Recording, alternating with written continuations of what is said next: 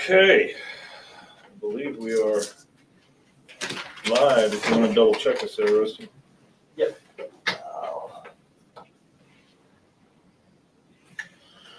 Hello, everybody. Hey, can you reach that light and turn it off? Turn it off? Yeah, I can't stare into that. That's gonna kill me. Oh, it's so much better. I'm dark, but that's okay. I don't care. Let me just raise the light up. Yeah, it's all right. Oh, good, man. It's good enough on one side. That's enough of seeing me. And you guys good to go? Yeah, I think we're good to go, man. Thank you. That's going? Yeah. Okay, I appreciate it. I see us there. We're good? Yeah, I see us. Make sure our audio. Yeah, so I had Good to switch thing. over to Bwaaa. I was on my personal YouTube. It looks good, yeah.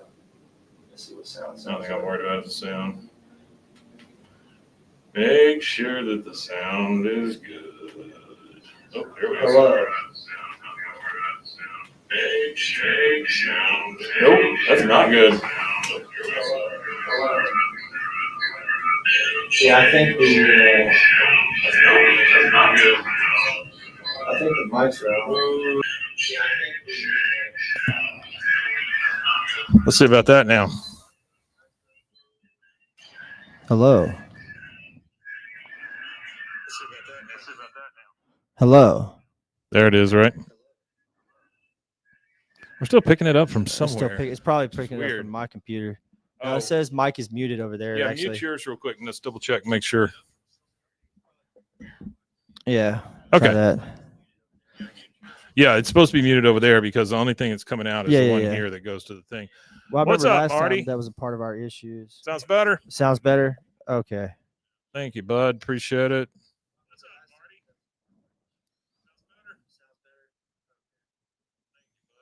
All right, I'll leave that up. Okay. Hey, what do you know?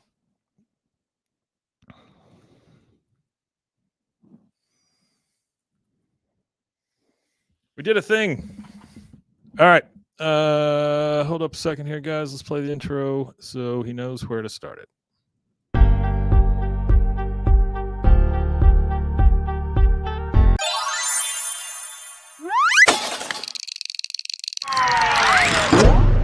Bwaaa!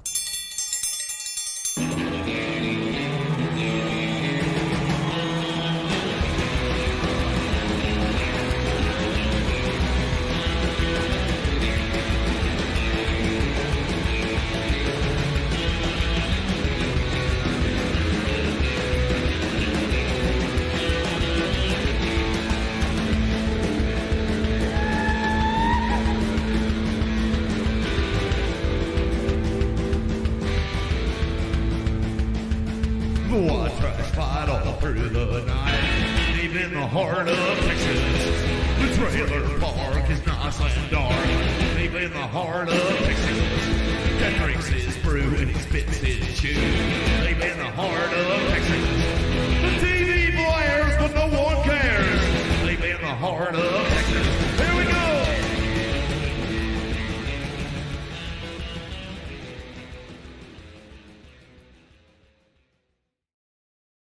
Hey, looky there. Here we are. Here we are. Welcome to Bwaaa, King of the Hill podcast. I'm Mike. And I'm Rusty. He is. He's Rusty. He's alive. I'm alive still. We're here. He's had a rough few weeks, but Yeah. but he's there. We're I was in a getting box. Hello, Arthur, Artie. Hello.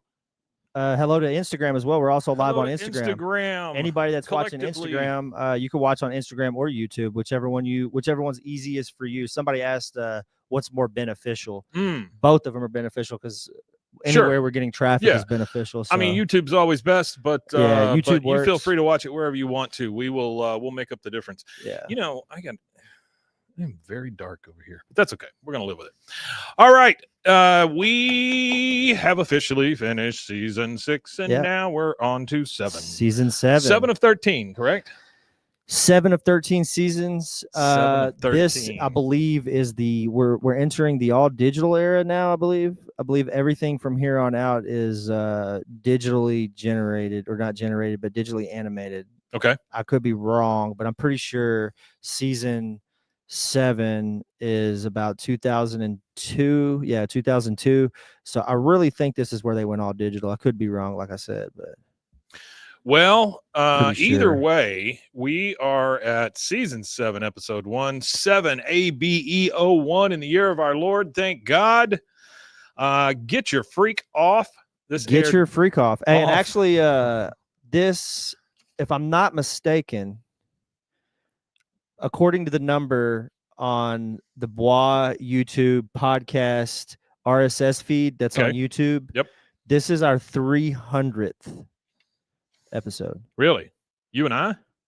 Or King of the Hill? No, this is our like 3, because it uploads anything that you've uploaded to Megaphone to go to all of the sites. This is like the 300th official released episode. That's a lot. That's a lot of episodes. And that's including all of the fun stuff and everything, because this is actually episode for King of the Hill. This is episode 127. Oh, okay. So that's how much extra stuff we've done. Yeah, we've done over 150 extra episodes for you guys more than outside. Doubled. Yeah, the actual total. Yeah. Yeah, man, we're working. Wow. Hey, Justin. Hello. How are you? I think Rusty is feeling better. He's not feeling great, but he's feeling better. I'm better. Yeah. I'm not a pessimistic person, so any better I feel is great. I feel great. There you go. In comparison to how I felt weeks ago, I feel like $1 million. $1 million compared to the other. Yeah. I get that. Did you get the notes? I thought this was going to be a secret. Yeah, Artie, we're gonna we're doing a little out of order, but yeah, we will get to that in just a little bit. I definitely have the notes. Just to let you know, we're gonna go ahead and get through season 7, episode 1. It's been a little while since we've done a full episode, so get this done. See how Rusty's feeling, and then we'll get through. We're gonna do like King of the Hill does and swap episodes around. All right, so Get Your Freak Off aired May 12th, 2002. No bell, no yell. No bell, no yell at the end of 6. No bell, no yell now. So I guess this really letting me down, bell and yell. Our theory is getting shit our theory's on screwed every at this single point. time. Yeah, our theory is just gone. No theory anymore. Yeah, we don't know what's real anymore. This is directed by Trisha Garcia and Clay Hall. It's written by Mike Judge, Greg Daniels, and Garland Testa. I've never heard Garland Testa. I've never heard Trisha Garcia or Garland Testa. Garland Testa. Clay Hall helped is direct a writer. The last one. Wrote on Roseanne in the 80s and wrote Caroline in the City. Wrote on Caroline in the City in 95. That's a show I've never heard of. But Caroline in the City? Yeah, I never heard of that. So also, I want to point out, this is actually a very voice actor heavy episode. Has a lot of voices in it. You got Mila Jovovich, you've got Elijah Dushku, you got Deborah Messing, and then you got Elizabeth Perkins. Elizabeth Perkins is the only one that I know. I know that the guys that are listening to it can't see this, but I mean, look at all the freaking notes here. Yeah, it's a noted episode. It's so many. This one took me, I don't know, an hour and a half, something like that, to get all the notes ready to go. Okay, so we start on Rainy Street, and it's just kind of this pan down the street. You see some people outside. The weather's nice. They're out talking. It's that cinematic season opener. Yeah. Most season openers fuck the yell and the bell thing. Like, our theory on that's pretty thrown out the window now. But they always start off each episode for the beginning of a season with like that cinematic sweep down the street, or this one's not over the entire city. This is just down Rainy Street. Yeah, just down Rainy Street. We see some people actually outside. We see a guy washing his car. We see kids on bikes, and then you see Bobby just casually skating down the street, listening to his music. So he's got his Walkman on, his Discman, I guess it would be at this point, because it's a CD. And he's on roller skates. I don't know that I've ever seen Bobby on roller skates before, but no, he is on roller blades, which is very appropriate for the era. I remember there was a big Blades. I imagine It's he's got to on be blades, right? He's At probably this on point. blades. Yeah, it's probably blades, not skids. But I wouldn't put, and that's the thing. I see Bobby. I see these videos all the time on social media of some skate place out in Atlanta that went viral, where they're all like doing like the dancing and stuff with their hand on each other's shoulder, and they're all like in sync. I see Bobby doing that as an adult. Oh, maybe. Absolutely. Maybe with the 4 wheels, Bobby's a the fast old skater. school ones. I know a guy here in town who's one of those like speed skaters. Yeah, I know him too. I've known him for a really long time. You know who I'm Joey. talking about? Yeah, Joey. Yeah. I've known Joey since he was a little kid. Joey, I was friends with one of his. I was actually friends because his uncle is Gonzalez, right? Gonzalez. Yeah. His uncle is only like 4 or 5 years older than him. Oh, okay.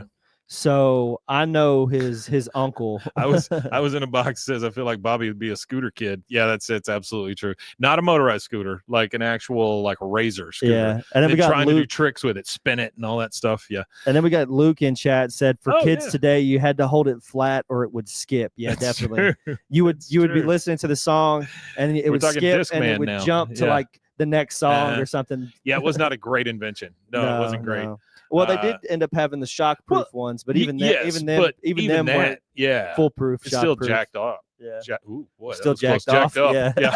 Sorry, up, not off.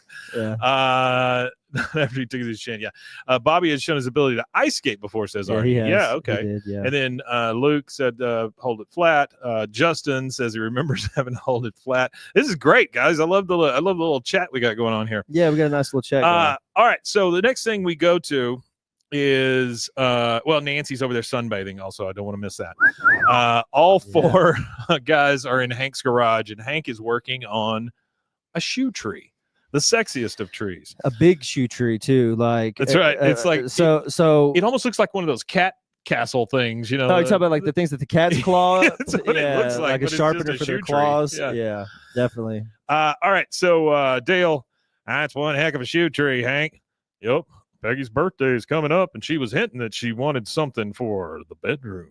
I mean, this is for the bedroom. This is. Yeah, that's. I thought that was Take pretty your shoes funny. off, baby. I don't know that she meant a shoe tree for the bedroom. Brother. Well, honestly, knowing them, she probably did. She probably meant exactly that. Luke says Hank is so turned on by that tree. Oh, he loves those big ass feet. Yeah, he got the hardwood for the hardwood. Hardwood for the big ass feet. I wonder what wood he used. You think he used Texas oak? It's got to be an oak. It can't be a pine. That's too soft. Yes, you saw. I don't know. I think he's using some of them good Texas hardwoods. I know what a pine is. That's about it. All right. So we see from the garage angle, we see Con trying to get down the street, but Bobby's skating in front of him. He's just honking at him. Bobby can't hear squat. And he's get Bobby out of the street. Hank sees it. Bobby, get out of the street. And then Con from his minivan, hey, get out of the road. And then Hank comes over there and he pulls Bobby aside and he goes, Bobby, I can't have you disco dancing in the alley. People are going to think we didn't teach you shame. And I know we have. I mean, that's a fantastic quote. I like that. Let's see. It says he grabs Bobby's headphones and he puts them on to see what kind of garbage he's listening to. And he goes, what is this garbage? Like, because he can't hear himself, and so it's very loud. Bobby says, it's Pimp Franklin. He doesn't need your respect, Dad. He don't pay no man no mind. Which I think is just Pimp Franklin. I love anytime Bobby repeats stuff that he's heard like that. He tells him, he takes the player from him and just points at the truck and says, get in the truck, son. And then as they're backing out, he takes that CD and just chunks it right in the trash. Right in the trash. Mean, Hank's not playing any games here. He's like, you're going to listen to that crap, I'm going to throw it away. It's almost like that episode where he put on the headphones and said, it's nothing but toilet sounds. Toilet sounds. Yeah. He would be how okay. So speaking of toilets, I'm sorry. I have to take a slight detour here. Yeah. Walking through Walmart yesterday. I spent most of the day cleaning out one room in my house, by the way. It's the old garage that we converted into a room, and it's become just this storage thing. And I had probably a 2x2 foot corner I could go to and work on the computer and stuff like that. Yeah. And so my wife finally got pissed off and said, we're cleaning out that room today. She didn't get pissed off, but and so she and I mean, literally spent all day doing it. And at the end, I needed a couple of things from Walmart, like some storage and stuff, bought some shelving and things like that. Luke wants to know if it's high flow or low flow. And Artie also says, remember they used Boomhauer's camera in the bedroom. That's true too. Yeah, I do remember that. Oh, that yeah, was they for did. the bedroom, but they didn't use it the right way. No, they read the news. So I'm walking through there, and they got all the Christmas toys up. $44.97. Yeah. You want to guess what this gross ass trendy Christmas I already present know what in you're for talking kids? about. Yeah, I've already seen it. It's that skibbity toilet shit. Skibbity toilet. Yeah. It's $45, and it's a toilet. Yep. You lift the lid up, and the guy pops out. And it says skibbity toilet. Uh-huh. Yeah. That's it. Asinine. Well, you know what it really shows though? It shows the power of virality on the internet. When you have, it almost reminds me, man, I don't know, probably 5 years ago now when the poop emoji kind of was a hit. Yeah, it was everywhere. Yeah. People love shit. My son that year for Christmas asked for poop emoji house shoes. Yeah. So we ended up going to the store. I found he had poop emoji house shoes. He had a poop emoji that was motorized that you could drive around the room like a RC poop emoji.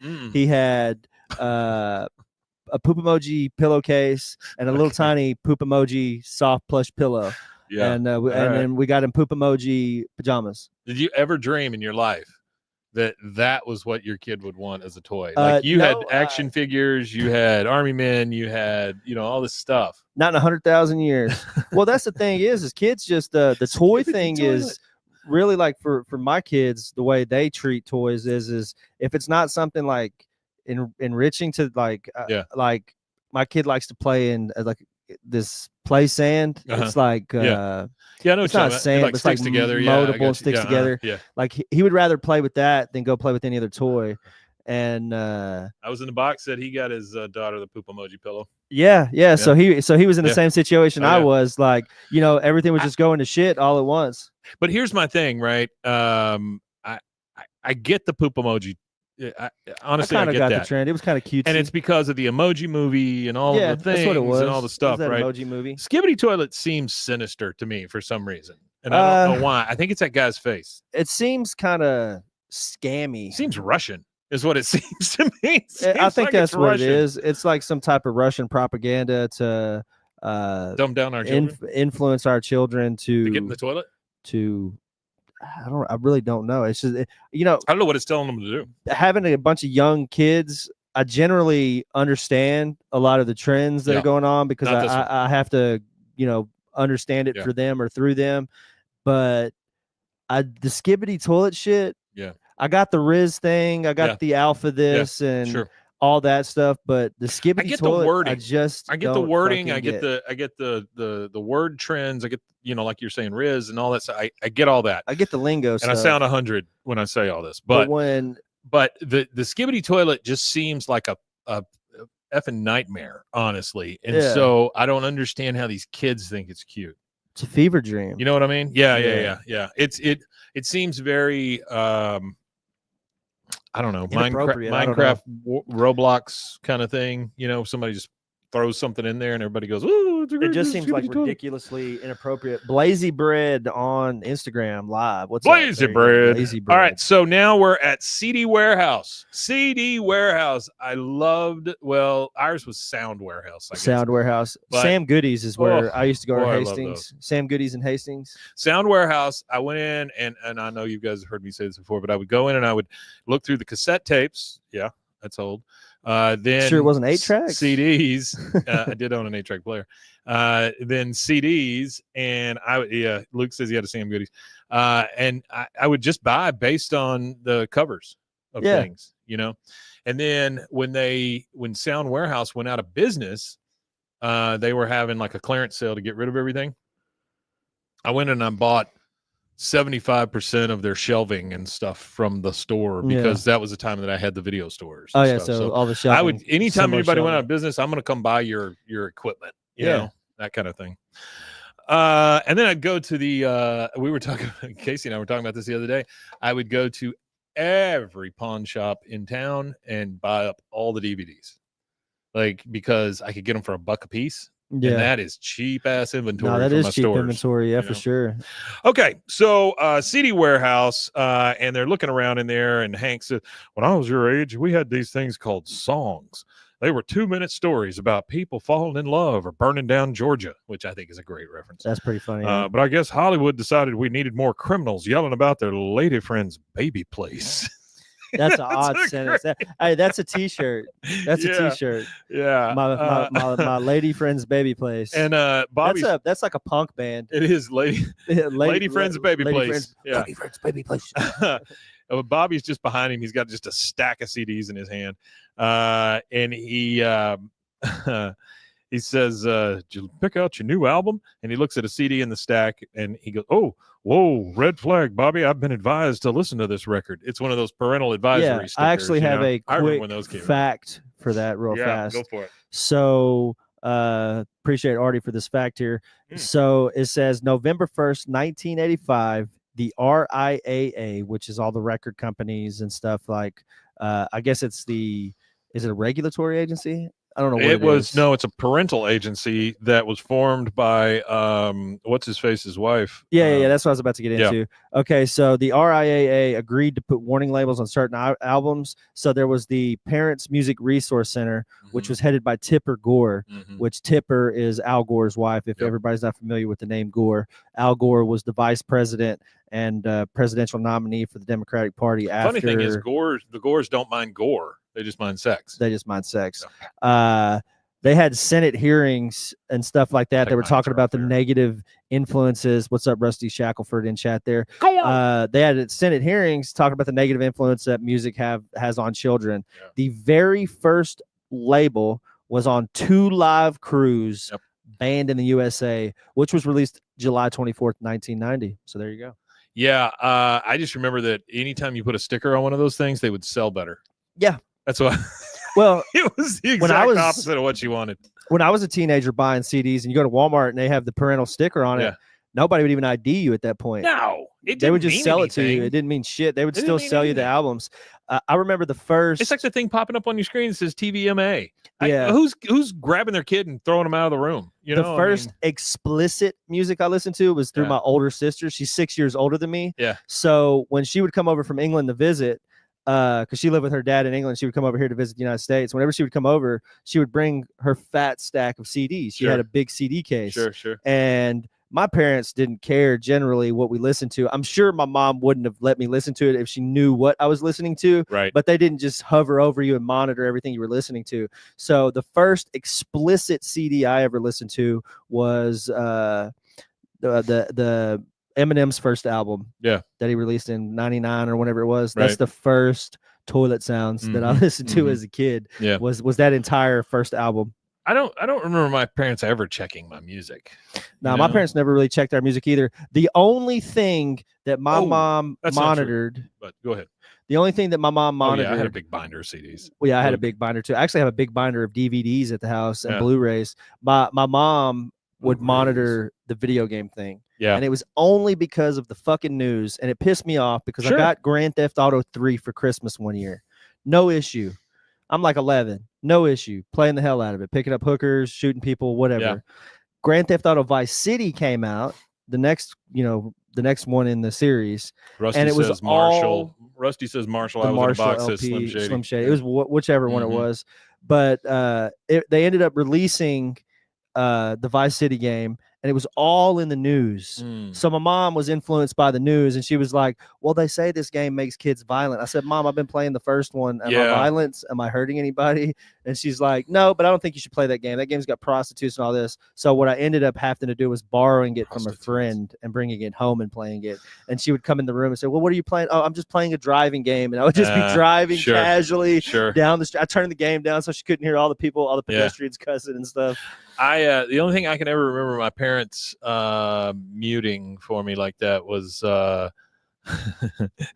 here's the difference in our age. My grandmother worked out at the Methodist home. She was a seamstress, right?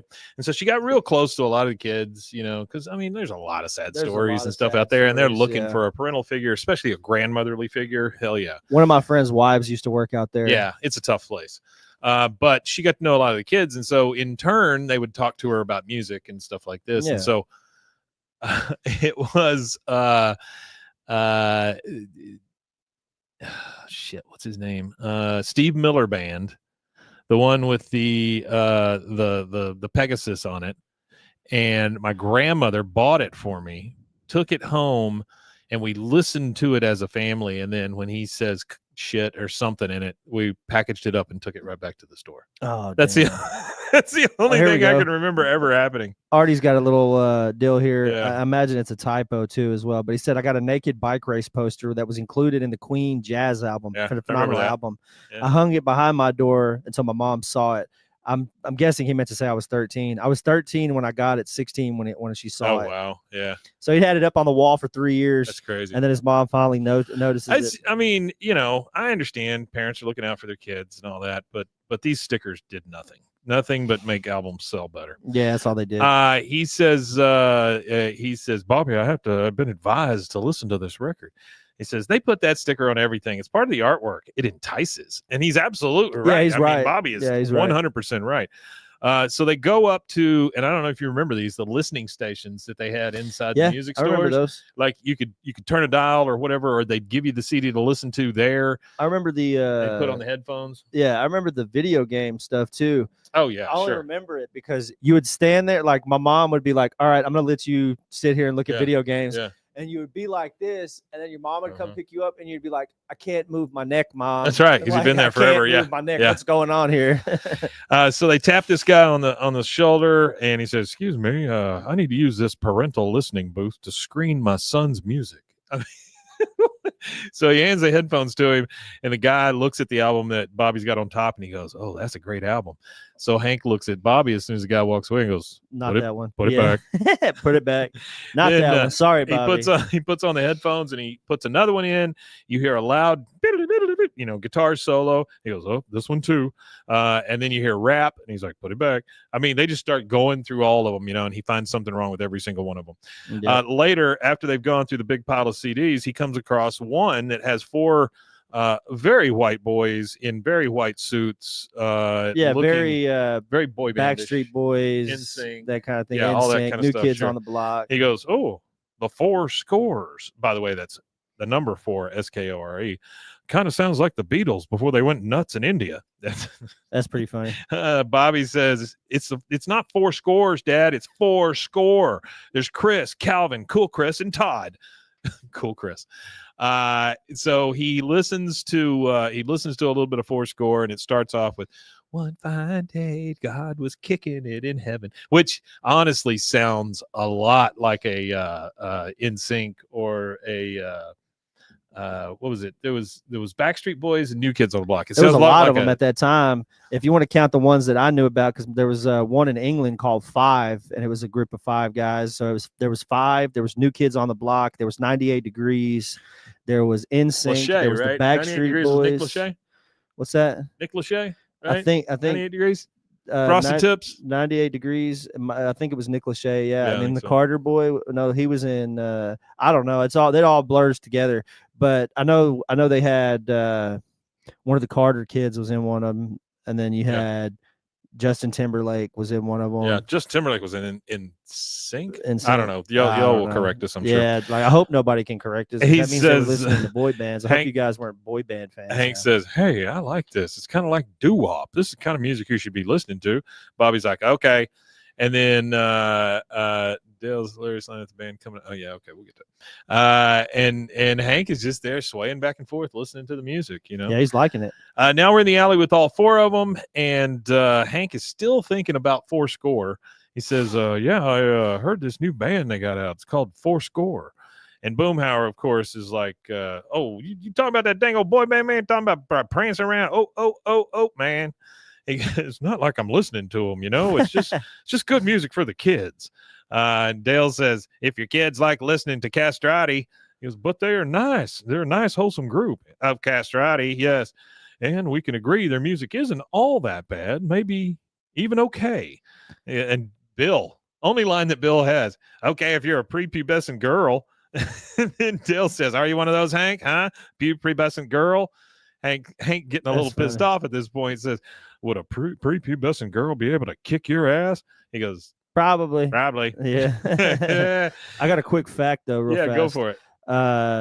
that song that Boomhauer hums right there is "You Got It," the right stuff by New Kids on the Block. I thought it was O'Reilly.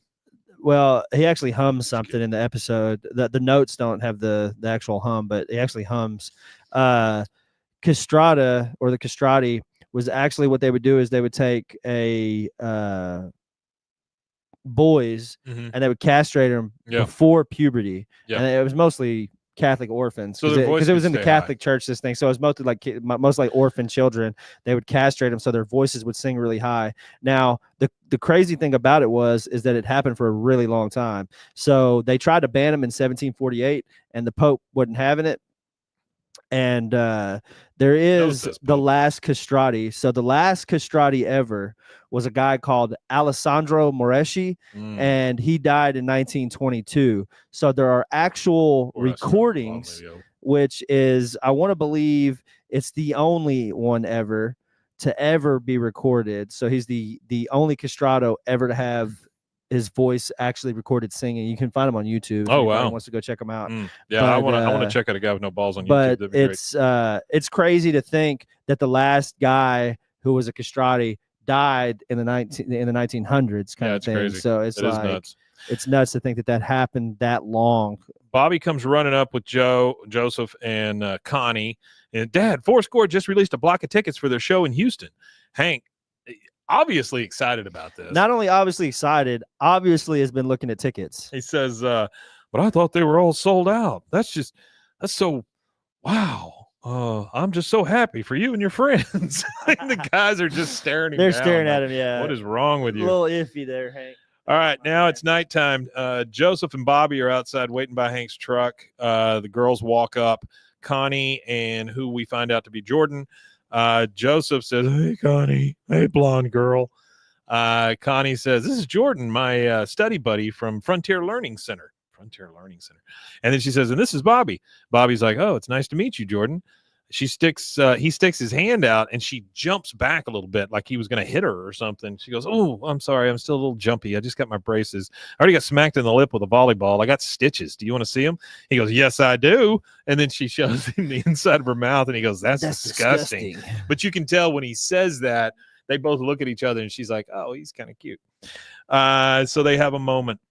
All right, next we get. Yeah, but it's funny, though, that they have a moment because they have a moment in front of Con Jr. But Connie has, I mean, they're in their friend spot right now. They get it. They're in their they're more friends. And she does something for him here in a minute that tells you that they're definitely in the friend spot. I got another quick fact to just knock out real fast. So apparently the songs or whatever that are in this episode from Fourscore, which is God Must Be Sad Since He Left You Out of Heaven, and the Freak Friction song, they're both I don't know if they are, I don't know what the website was, but they were actually available, the full songs, on the official website of the guy who wrote and produced the music. His name is Michel Vice-Mastin, so I imagine some French dude. Yeah. But both of the songs were written by Vice-Mastin, Larry Tridwell, and Garland Testa. So Garland Testa, one of the writers, actually helped write the actual music. So I will tell you, most of these bands went through a place in Sweden where they would pump this stuff out. Not only just them, that Swedish company or whatever that you're talking about, they are one of the #1 recording studios for popular music. It's where ABBA started, and then after that, they just started pumping this. And they pumped it out. Man. Which is extremely smart because you've got the sound down that's sold. Well, now let's make 100 of them. It's really funny about. I watched the documentary on that. It's funny that you mentioned. I saw the same one. But they talk about in that documentary how the only reason why they're not super well known, a lot of people don't know that they have done that. Like there's a lot of record companies out here that you know about. Sure. But the reason why so many people don't know about them, because in Swedish culture, humility is like key. They don't go around bragging, "Oh, I'm the #1 recording studio for pop music in the world." They were basically ghostwriters, and so a lot of times ghostwriters and stuff, it's verboten for them to even mention that it was written by somebody else. They're ultra successful, and you would never know it because in Swedish culture, if you're rich, you don't go around saying, "Hey, I'm rich, I'm rich, I'm rich." Like in American culture, it's about flashiness. It's about this, showing, about that, showing what you got off, showing all this stuff off. If anybody wants to donate money to Mike and I, we will get grills. If you want to donate the money for us to get grills, we will go and get grills. We'll go to Houston and get Johnny danged. I like a good Char King Imperial. All right, so men, Peggy and Nancy, which is weird. They are out eating at a Mexican restaurant. They're got the big old giant margaritas in front of them. Peggy, okay, ranking in order of sexiness, ignoring their brutal slaughter of the Texans at the Alamo. I say it goes, and she's looking at the black velvet paintings of these guys. She goes, Martin Perfecto de Cos, Antonio Lopez de Santa Ana, and Don Jose Herrera. I mean, she rolls those R's. Yeah, she rolled the hell out of it. Right, rolls them hard. Nancy, why don't we make it a tad more fun? Let's rank the men on our street. Men, well, I don't normally go for white meat, but number one is obvious. That Boomhauer have one tight little bod. Nancy says, well, I think Dale is second. She goes, Dale? Peggy says, Dale? He goes, oh, he's unbelievably limber. Men says, well, my con definitely tied for second. His big-ass pompadour in his stomach is ripped. And then I guess second tier is Hank and Bill. Yeah, you remember that episode where he goes into the Redneck Fighting Club or whatever? Yeah. I like that episode. That's right. She says, Jesus says, Jesus. Yeah, you're right. Artie. She Peggy, in hearing that second tier Hank and Bill, spits out her margarita and goes, excuse me. She goes, you think Hank is on the same tier as Bill Dauterive?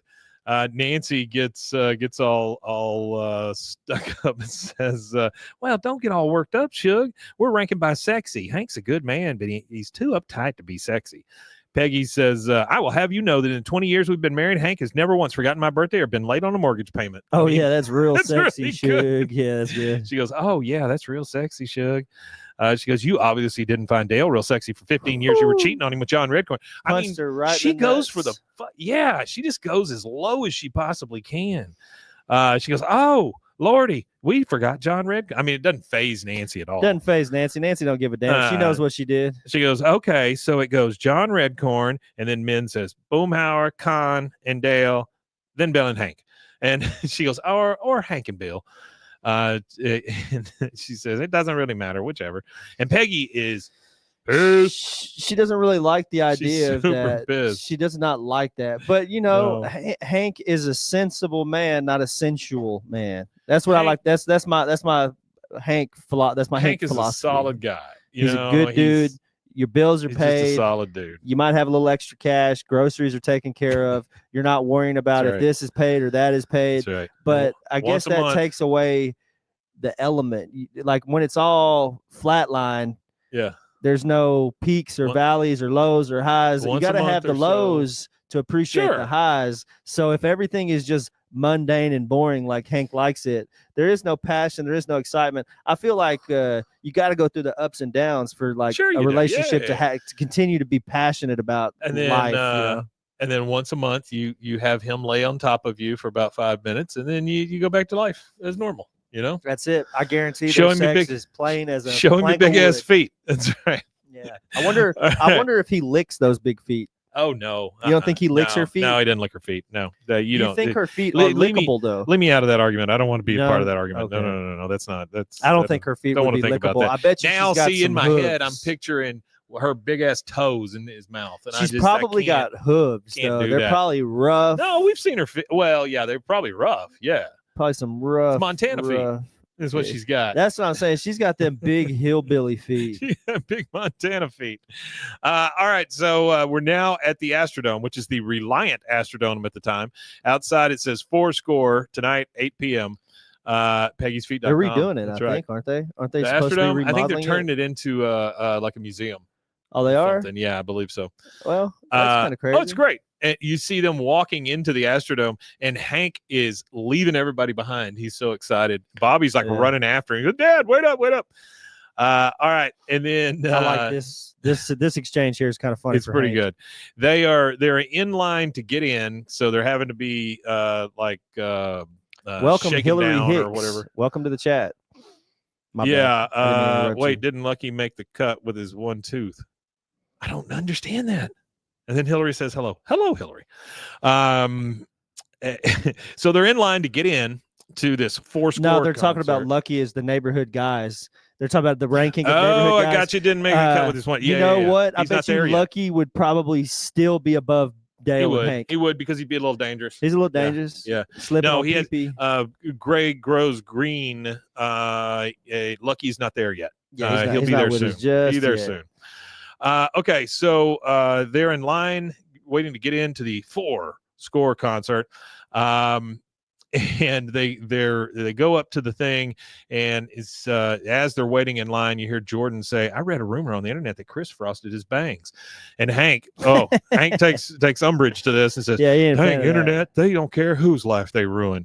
I mean, Hank's like he's a fanboy all of a sudden. But it's almost foretelling about like the internet cancel culture. Oh, sure. And then Bobby says, "Dad, I'm thinking about asking Jordan to dance. When? How? What song? Help me. I'm in over my head."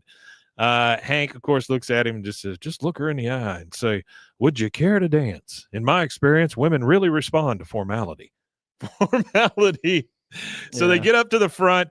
They've got the security guy there. He goes, "Every ticket's out." He shines a flashlight, right in Hank's face. Right in his face. Really hard. And he goes, "Sir, the parents section and is in the skybox." He goes, "Oh, I came to see the show." He goes, "Trust me, sir, you want to be in the parents section. This is a boy band." And then Hank turns and goes to the skybox with everybody. We then cut to the skybox, and there's a bunch of parents and stuff up there, but none of them are watching the concert. Some of them are on their phones, some of them are talking to each other, some of them are eating or whatever. They are paying this concert zero mind. And that's what Hank was trying to get at is, I want to watch the show. I want to be interactive. But then it goes down to Hank, and he's got both hands up on the glass, and he's just like waiting. He's like, "Oh, come on, bring the band out." And so the lights go down. Hank flicks on a lighter. So now we know that Hank carries a lighter. Hank carries a lighter. You know why he carries a lighter? Why is that? Because he's a propane salesman. Well, and he also used to smoke. Well, he did used to smoke, but my friend's dad worked for the gas company for 30 years, and he always had a lighter on him, and he didn't smoke. And I always wondered why he had a lighter, and he's like, "Well, how do you light gas?" He said, "That's true, with a lighter." So that's it. We got a chatter here in Instagram. Tubular Tard. I sell propane and propane accessories. There you go. Yep, there you go. All right. So he pops the lighter on. We see Connie, Bobby, Jordan, and Joseph sitting in the audience. Bobby kind of looks down the row and sees Jordan.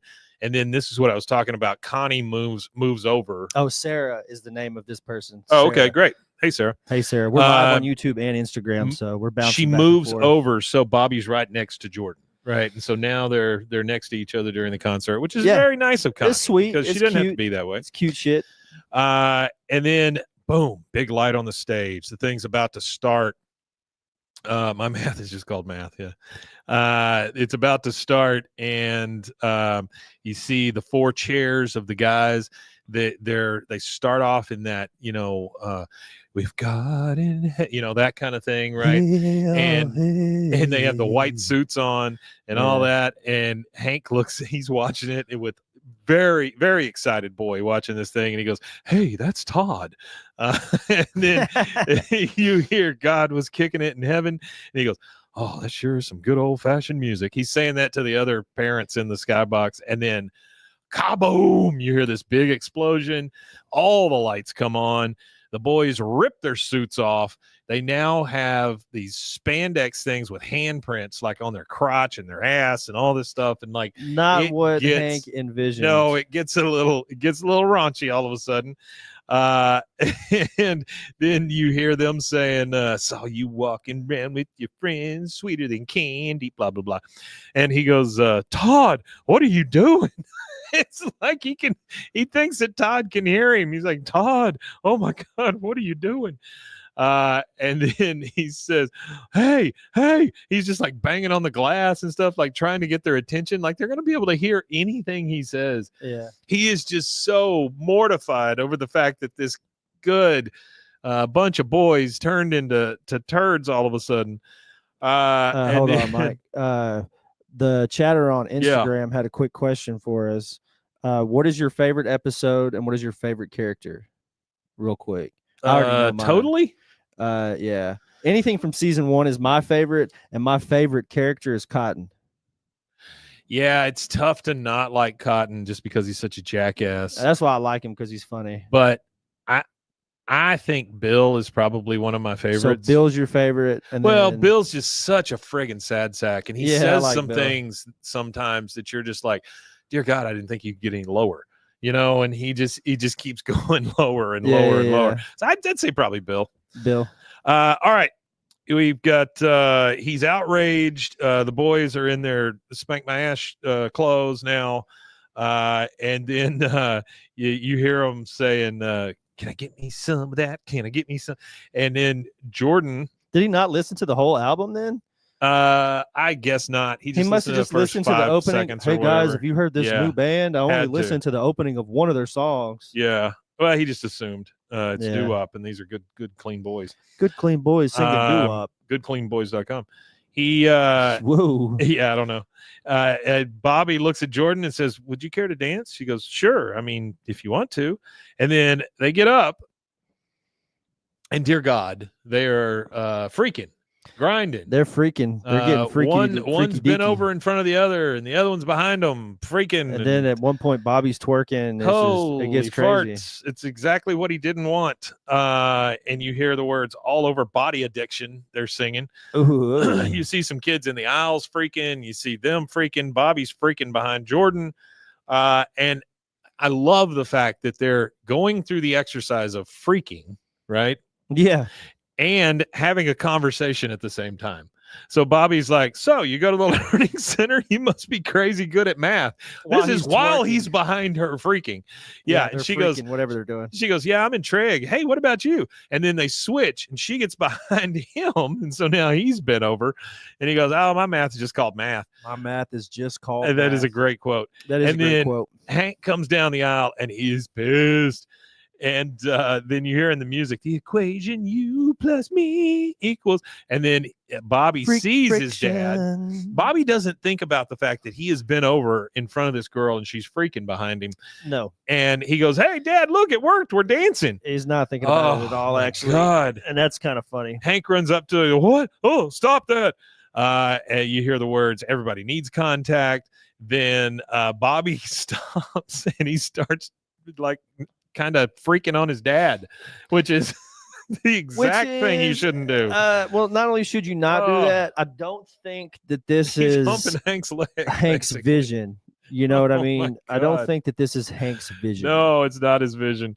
He goes, and Hank just grabs him, boy, and starts dragging him away. And says, Dad, what are you doing? Let me go. And you see Jordan watching all this and everything, and you see Bobby's just, oh my God, he's so humiliated. And that is the first commercial break. We will take that, and we will be right back.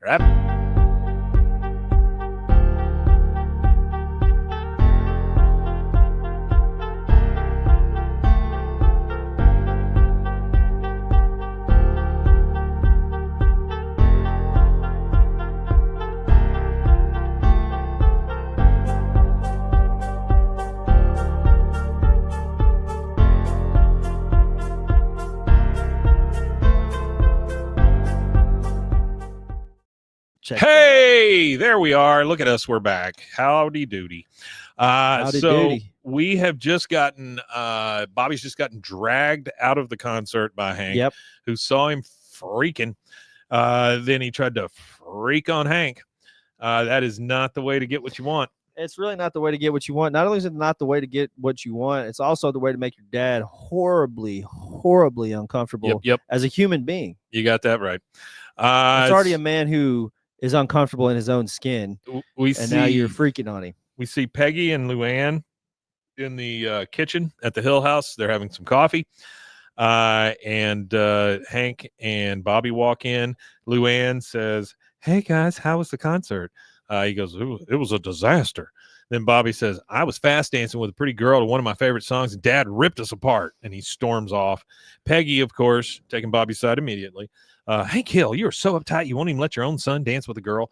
And by the way, we're getting a little bit of this whole ranking coming into the equation here. She's a little pissed off because Hank is plain and the other boys in the neighborhood are all freaky, I guess. She says, Hank Hill, you're so uptight you won't even let your own son dance with a girl. They weren't dancing like you and I danced. They were enjoying it. Dear Lord, no, you don't want that. That's hilarious. Luann says, Lord, everything now is sex, sex, sex. It wasn't like this when I was growing up. What's going on with our children? Hank says, yes, exactly. She goes, do you see the way the little girls are dressing, walking around in their tiny shirts, everything right out on display? Where's the mystery? And they wonder why men don't respect us. And she storms off, it's the weirdest exchange for Luann. Because she wears pretty much a crop top. She's wearing a crop top and little tiny shorts. Yeah. Peggy is listening to all this, and she looks out the sliding glass door and she sees Nancy and men still outside talking. So the whole ranking thing still going through her mind. Yep. She says to Hank, she goes, I can't picture this horrible, awful dancing. Maybe you need to show it to me. And so she makes sure that she can see out the window. Hank gets up and starts like grinding at her or freaking at her, right? Yeah. And he goes, well, all right, but this is for informational purposes only. And then the girls see it on the outside. Men goes, oh, what the heck are they doing? And then we're back inside, and Hank says, then there was this god-awful hip shaking. It was like those lizards we saw on the Discovery Channel. And Peggy finally gets embarrassed enough to get up and close the shades on the sliding glass door. Hold on a second, Mike. I'm getting some breaking news in my headset. Yeah, here. what you got? Breaking news. Donald Trump has appointed MF Thatherton for Secretary of Energy. That's about right. Sure. All right, we're in Bobby's room the next day. He is obviously depressed, still in his pajamas. He's playing some video games and just looks like a sad sack. Hank comes in. He looks upset. I mean, sure. He thought. Why wouldn't he be? I think it's one of those things too, where he thought, "Man, I'm finally connecting with my dad on something." And then once again, his dad dives a little deeper into whatever it is they're trying to bond on, and now he's like, "Oh, that's smut. You know, I can't deal with that. That's crazy." Freaky. Artie says the song's name is Freaky Friction. Freaky Friction. Yeah, that was the name of the song. Freaky Friction. That was the name of the Freaky Friction song. All right, so that's what I'm saying. Is did the guy not listen to the whole album? Did he not even look at the title of the songs? He didn't. Why would Why would an album with a song called Freaky Friction in it not have a parental warning? Because they never say the actual words, I guess. At that time, yeah, it was all about the actual words or the imagery, you know. So it was less about. That's really what it was. Yeah, I got you. It was more about control than anything. Hank comes into Bobby's room. He's got a box in his hand, and he says, "Bobby, congratulations! Cleaning out your brain is now my number one chore." And he starts taking down all of Bobby's stuff, like his posters and all the stuff on his, starts taking his CDs and all this stuff. And he looks at the magazines on the table. Bobby's like, "What are you doing with Teen People, Dad?" He goes, "I'm making a time capsule. This box is not to be opened until you are 16. And then he hears the music and he says, "Good Lord, what is this smut you're listening to?" He goes, "It's not smut, it's Radio Disney." And then that's funny. Hank reaches up and I used to listen to Radio Disney. It was on the AM radio. Oh, yeah. Though. They never had it on FM. It was an AM station. Hank reaches up and grabs a naked troll doll. Like, they used to have those that are, I don't know, 4 inches, 5 inches tall, something like that. Yeah. He holds it up to him and goes, "Nudity." And then he sticks it in the box.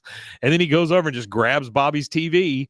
And he says, "Okay, then have fun," as he's leaving.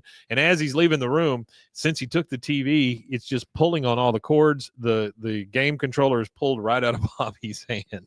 Yeah. It's a pretty sad little exchange there for Bobby. It is a real sad exchange. I kind of feel bad for Bobby. I do too. Now, I guess the next day or later in the day, we see Bobby pulling some weeds in the garage, or out in front of the garage, and all 4 guys are in the garage. And you hear Dale say, "Yep, kids are growing up way too fast, and we have no one to blame but the Dairy Council. They're shooting our milk up with hormones. Your Christina Aguilera's and your Shakira's are their prototype." I don't know how he said it. He said it weird, though. Yeah, he did. Then we see Bobby pretending that the bag of weeds that he's been pulling is Jordan. And he pulls it up close to him and goes, "Nice to see you again, Jordan. Dance with you? Oh, I'd love to." And then he starts kind of humping that bag of weeds. And of course, Con sees it over the fence and says, "Man, come quick. Redneck boy getting busy with lawn clippings."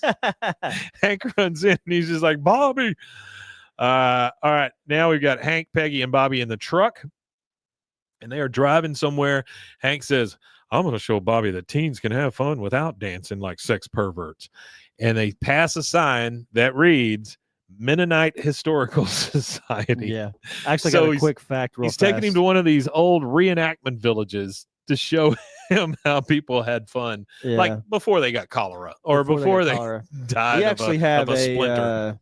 a weird. I'm not going to say it's like the Mennonites because it's a weird Out here? It's a weird cult kind Yeah. of thing. I was kind of doing some research on it and reading about it, but also when I was in college, I had a math class. I mean, you can say it, right? Homestead Heritage? Yeah, Homestead That's what Heritage. you're talking about, right? I'm not shy to say that it's a cult because I've studied it enough and I've talked to people that have been out there before. I think we've got 2 or 3 major cults here in town. One is that one. The second one is Antioch, and the third one is I can't really name that one, but yeah, it's I can.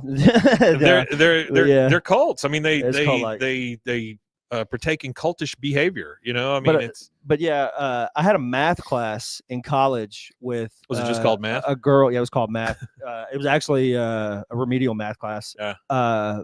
With a girl that grew up out there, Yeah. and she excommunicated or whatever, and she kind of. It was kind of cool because we're in a math class and. We're going through the class. Everybody's, it's the beginning of school. Sure. Everybody's going around saying, "Oh, I'm this, I'm that. Hey, my name's whatever." Uh-huh. And that's the thing. That's what she led with was, "Hi, my name's so and so. I grew up in the Homestead Heritage thing. Excommunicated, whatever." And she said, "If anybody has any questions about it, feel free to ask." Wow. So it ended up being like That's the first cool, 30 minutes of class was like this Q&A with this girl. Everybody was asking all these questions about it, but it was pretty cool. Yeah, it's actually kind of cool of her. But to go back to the Mennonite thing, Mennonites are a group of Anabaptist Christians. They trace their roots to the epoch of the Reformation of the church, which would be Martin Luther's Reformation, all that stuff. Sure. They don't vote. They resist war. They abstain from alcohol. They limit or forbid certain vehicles and technology. Beat women. They wear plain clothes. They emphasize the importance of baptism. They practice foot washing. They shun oaths. They believe in separating from the world. They drink raw milk, all that kind of good stuff. I think they have electricity, though, right? Well, I don't know how all that works. Yeah. Honestly, imagine that there are some that do, some that don't. Some have cell phones, some don't. Some have a booth in the backyard where they keep the cell phone in it, so it's not in the house. So electricity goes to the booth to charge the phone, but that's only just for the purpose of charging the phone, kind of thing. I'll tell you who will never see this: a bunch of Amish people. Amish people. They won't ever see I bet this. you Amish people love King of the Hill. They could. Here in a minute, they're going to mention Pierce Brosnan, and I just have a random fact about Pierce Brosnan. So Pierce Brosnan was actually a narrator of season, I think it was season 7 of Thomas the Tank Engine. Really? Yeah, he narrated one season of it.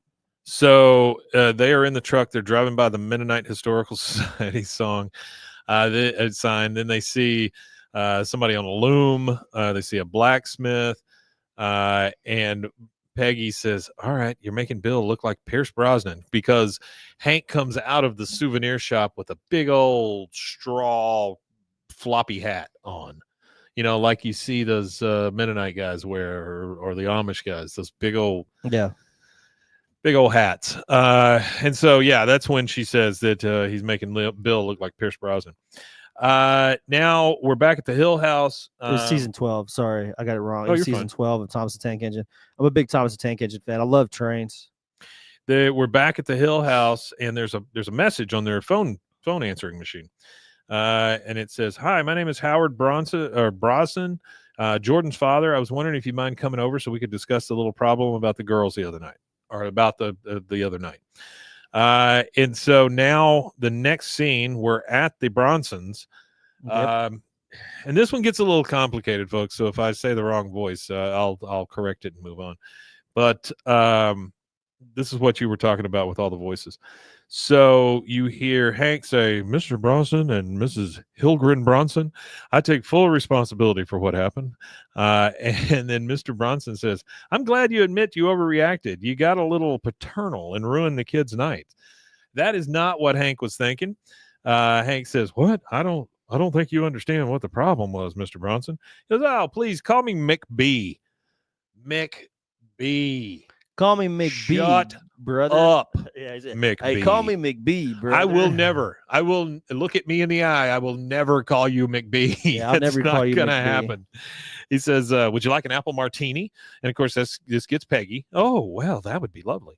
And then Mrs. Hilgren Bronson said, and don't think that that's not a cut at people that hyphenate names. I'm telling you, that joke right there is Gotta be a dig dig. at people Gotta that be a dig. hyphenate their names. He says, she goes, "We used to be disciplinarians, but every time we made some rule or set some limit, we just start laughing. I mean, who are we kidding?" Then this tall boy comes in through the door, red hair that's sticking out like crazy, just all goofy. He's got a big pimple on his face, but you can tell he's the kind of guy. And remember, this is an animated show, so I'm not really making fun of anybody here, but he's like like he's like a bro. He's like a frat guy, that kind of thing. That's the kind of attitude he has. I'm going to run the names down real fast of who's who real quick. Howard is voiced by David Herman. McB, sorry. The wife is voiced Hilgren by Bronson. Yeah, the wife is voiced by Deborah Messing from what show was she in? Was she in I can't Deborah remember. Messing was in Everybody Loves Raymond. Right? No, that's not her. I thought it was her too. No, Deborah Messing was in King of Queens. Will and Grace. Will and Grace. She was the lady on Will and Grace. Michael Brosnan is actually Breckin Meyer. Oh, it is Breckin Meyer. Breckin Meyer, yeah. And then Jordan Bronson is Elijah Dushku. Okay. All right. So this kid with the weird hair comes in and he goes, "Ah, ha, ha, hair of the dog." And then Mr. Bronson, or McB, as you were, says, "In for a real treat. My son makes the best teenies." Hank just looks at Peggy and goes, "Peggy, call the police." It's like, call the police. I like that, yeah. Mrs. Hilgren Bronson says, "Michael, I'd like you to meet the Hills. Call them Hank and Peggy. By the way, love the glasses on you two. Totally geek chic." Shut up. I just want to leave your house. Oh, okay. I just want to hit this real fast since we already talked about it. So the website where you could listen to these songs is called sweetersongs.com. What songs are we talking about? The 4 Score songs. Oh, really? There's because sweetersongs.com. Because I was looking through the stuff or whatever for 4 Score because I was trying to see if there was any voices or whatever, any special voice actors. Yeah. And it's actually a woman. I thought it was a man. Sorry, it was a woman that did it. An actual band? Well, I thought it was a man because Michel is a French name for a French man for Michael. But sweetersongs.com, SWEETER songs.com. Check it out. There you go. All right. So Michael, the bro, says, "Sup? Hey, McB, you missed a hell of a party last night. Junior and Ray Ray say, what's up?" Mrs. Hilgren Bronson says, "Oh, I love Ray Ray." And then Michael looks at McB and says, "Where were you, my man?" He goes, "Hey, someone's got to work around here." He goes, "It sure ain't gonna be me." This is an effed up relationship with parents and kids. Yeah, it's such a weird. This is just weird. Yeah, it's such this a is really that. weird This way. is that take, and she says it here in a minute. But this is that take on. Well, they're going to do drugs and they're going to drink anyway, so they might as well just do it here where they could be safe. I don't think in the history of the world that's ever worked. Just letting everybody know. I don't think it's ever worked either. Somebody who had 5 teenagers in the house at one time, I can tell you it didn't work at my house. So he says, "Hey, somebody's got to work around here. It sure ain't going to be me." And then Peggy says to Hank, which is the wrong thing to say every time, "You really could wear a shirt like McBee's." Shut up, Peggy. Shut up. Yeah, Peggy. Peggy just is such no a social awareness, no awareness of the situation. She doesn't check the room. She doesn't. I'll use some lingo for the doesn't give a kids. shit. She's such a glazer. She's a glazer. Whenever she's around an idea or something that she likes or a person that has an idea, she latches onto that person. Oh, sure. And she'll glaze them. And so Mrs. Hilgren Bronson says, my son would be proud. It says, we prefer it if Michael drinks at home where we know he's safe. And when he gets really buzzed, you should see him play Pictionary. It's a riot. Shut up, lady. McBee says, play Pictionary while he's drunk. Yeah, that's crazy. McBee says, it's not too late for you to have this kind of relationship with Bobby. Hank says, yes, it is. He's just like, nope, shutting that down. Ain't happening. He says, Hank, all you got to do is be Bobby's friend. If not, who's he going to turn to when he gets in trouble? Hank says exactly what my grandfather and my father would have said. He won't even need to turn. We'll be right there, bam, in his face with a brick wall of rules, limitations, and discipline. That's right. Absolutely. Mrs. Hilgren Bronson says, my parents were a wall. I wanted to be a door that leads to a world of experiences. Oh, God. This couple makes me want to puke. Not a big fan of this couple I am at not all. a big fan, no. Hank says, well, what kind of? And Peggy says, I think we're all saying the same thing here. Hank says, no, we're not. Nothing they say makes any sense. She goes, and look. I agree. Not a damn thing they've said making a lick of sense. She goes, yet. Look, the kids really like each other, I know. And why don't we take them all out together? Mr. Bronson says, hey, that's a great idea. Hank says, I'm picking the place, like just as fast as he can. Next scene, we see that they are all at the Blue Bonnet Creamery, an old-fashioned ice cream parlor. Okay. And so you see the two Bronsons sitting over on the side, and he's talking to his wife. He goes, this place is so uncool. Then Mrs. Bronson, she sees some people come through the door, and she goes, Jan and Tad freaking Shaw, get down. And they get down behind the table because they don't want them to see them or whatever. And then this lady and I guess her son walks through and says, Nancy McBee, what are you doing in an ice cream parlor? I mean, word is here so Tad can use the toilet. Go ahead, honey. This is the two next voices, the next two guest voices. So Jan Shaw, I guess that's the mother, is voiced by Elizabeth Perkins. Oh, really? That's Elizabeth Perkins. And Sharina Shaw is voiced by Mila Jovovich, which if people who don't know who Mila Jovovich is, she's Lilu off The Fifth Element. Yeah. Also, Tad. Oh, sorry. Also, Alice in most of the Resident Evil. I think she's in all of the Resident Evil movies. Okay. Tad does not talk. So I'm assuming that Tad is a son. Yeah, Tad doesn't say anything. Not a husband, because she says, so Tad can use the toilet. Go ahead, honey. If that is her husband. No, Tad Shaw is the husband. Okay, then that's BS also. It's weird. Yeah, she it's weird treats her for husband like he's a kid or something. Yeah, go TT, honey. Uh-huh. Hank, go TT, baby. Hank says, our kids are on a date. We're chaperoning. I mean, he's proud of it, right? Yeah, he's proud his kid's on a date. The lady. I would just be mortified. Like, I think if my parents ever would have said, I want to chaperone a date, I would have just waited till the point in my life where they didn't have to be the chaperone, honestly, because that would just be annoying. I feel like your parents sitting there while you're trying to have, like, you can't get to know somebody at all with your parents sitting there at that age. Like, as an adult, it's different or whatever. But while you're like a 13, 14-year-old kid, who wants their parents sitting there while they're trying to talk to her? It's already awkward enough. Nobody. Jan Shaw says, chaperoning. Oh, nice job, Ronald Reagan. Mr. Brunson, and I like that. That's funny as shit. I like the two reactions. Mr. Brunson says, hey, don't call me that. Hank says, yeah, don't call him that. I mean, it's an emphasis on the word him, like, because I love Ronald Reagan is what he's saying. And this guy is no Ronald Reagan. That's exactly what he said. Reagan. Jan says, oh, this must be so humiliating for Jordan. My Serena is getting ready for her limo ride with her high school friends. Sophomores. Shut up, lady. God almighty, these people need to be walked out. Yeah, they're weird. I'm thinking that this, what this reminds me of, this particular situation. I'm thinking Hank is probably maybe 10 years older than all of these parents. Maybe. Like, Hank is an older parent because they struggled to have kids. So I feel like they didn't have kids till they were in their 30s. You can be friends with your kids, but later in their life, they don't need friends when they're little.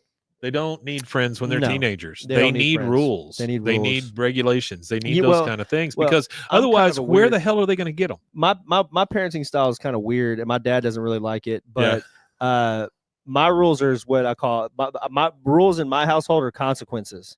So there's not a whole lot of guidelines and a whole lot of like, I do guidelines. We do have a little bit of rules, but it's like, hey, you want to stay up and play video games at midnight?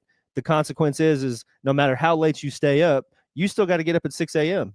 Oh, sure. So it's like my son has learned that, oh, if I go to bed, then I'm not going to be shit tomorrow. So like, I don't ever have like a hard bedtime for him, but he has the consequence of his actions is how I try to approach it. Sure. Because I had a lot of hollering and screaming when I was a kid, and it didn't work. Like I feel like Everybody got to do it their own way. all of the hollering and the screaming and stuff that I'd had to deal with as a kid, I feel like it was counterproductive, and it made me want to rebel even more.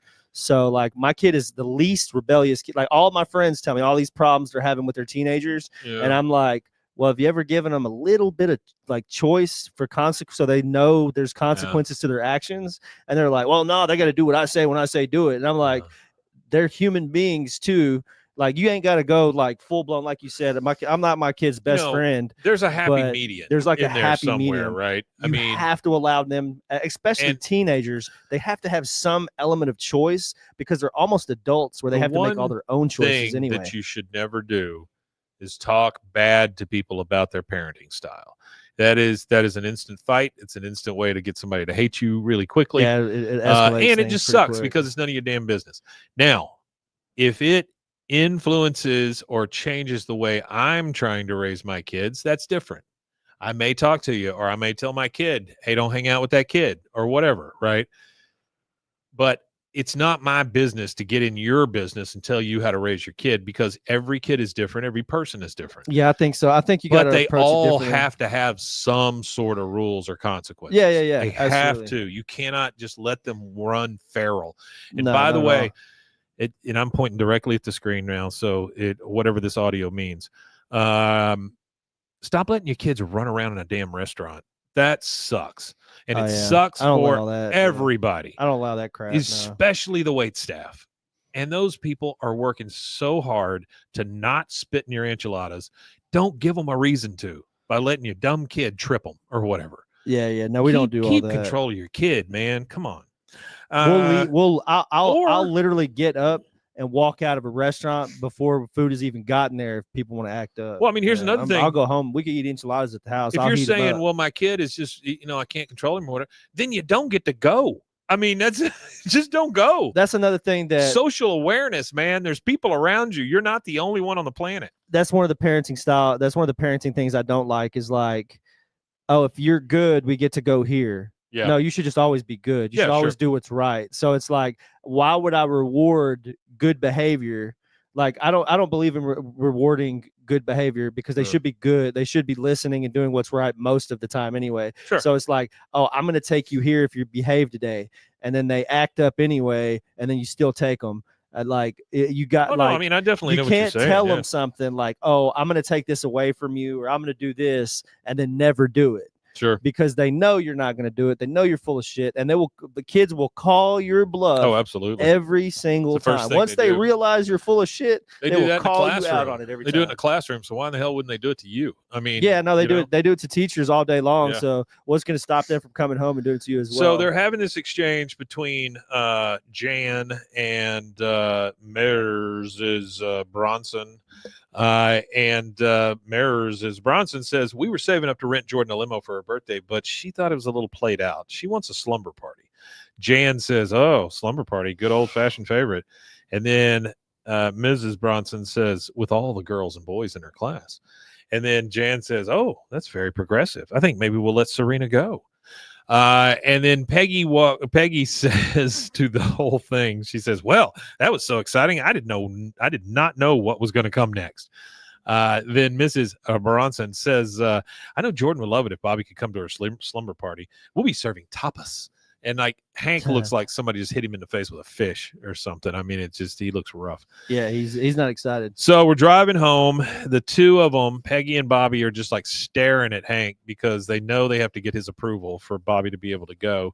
Why Peggy gives a shit about this, I don't know, but whatever. She gets involved in all this stuff. So they're all staring at him, and he goes, no.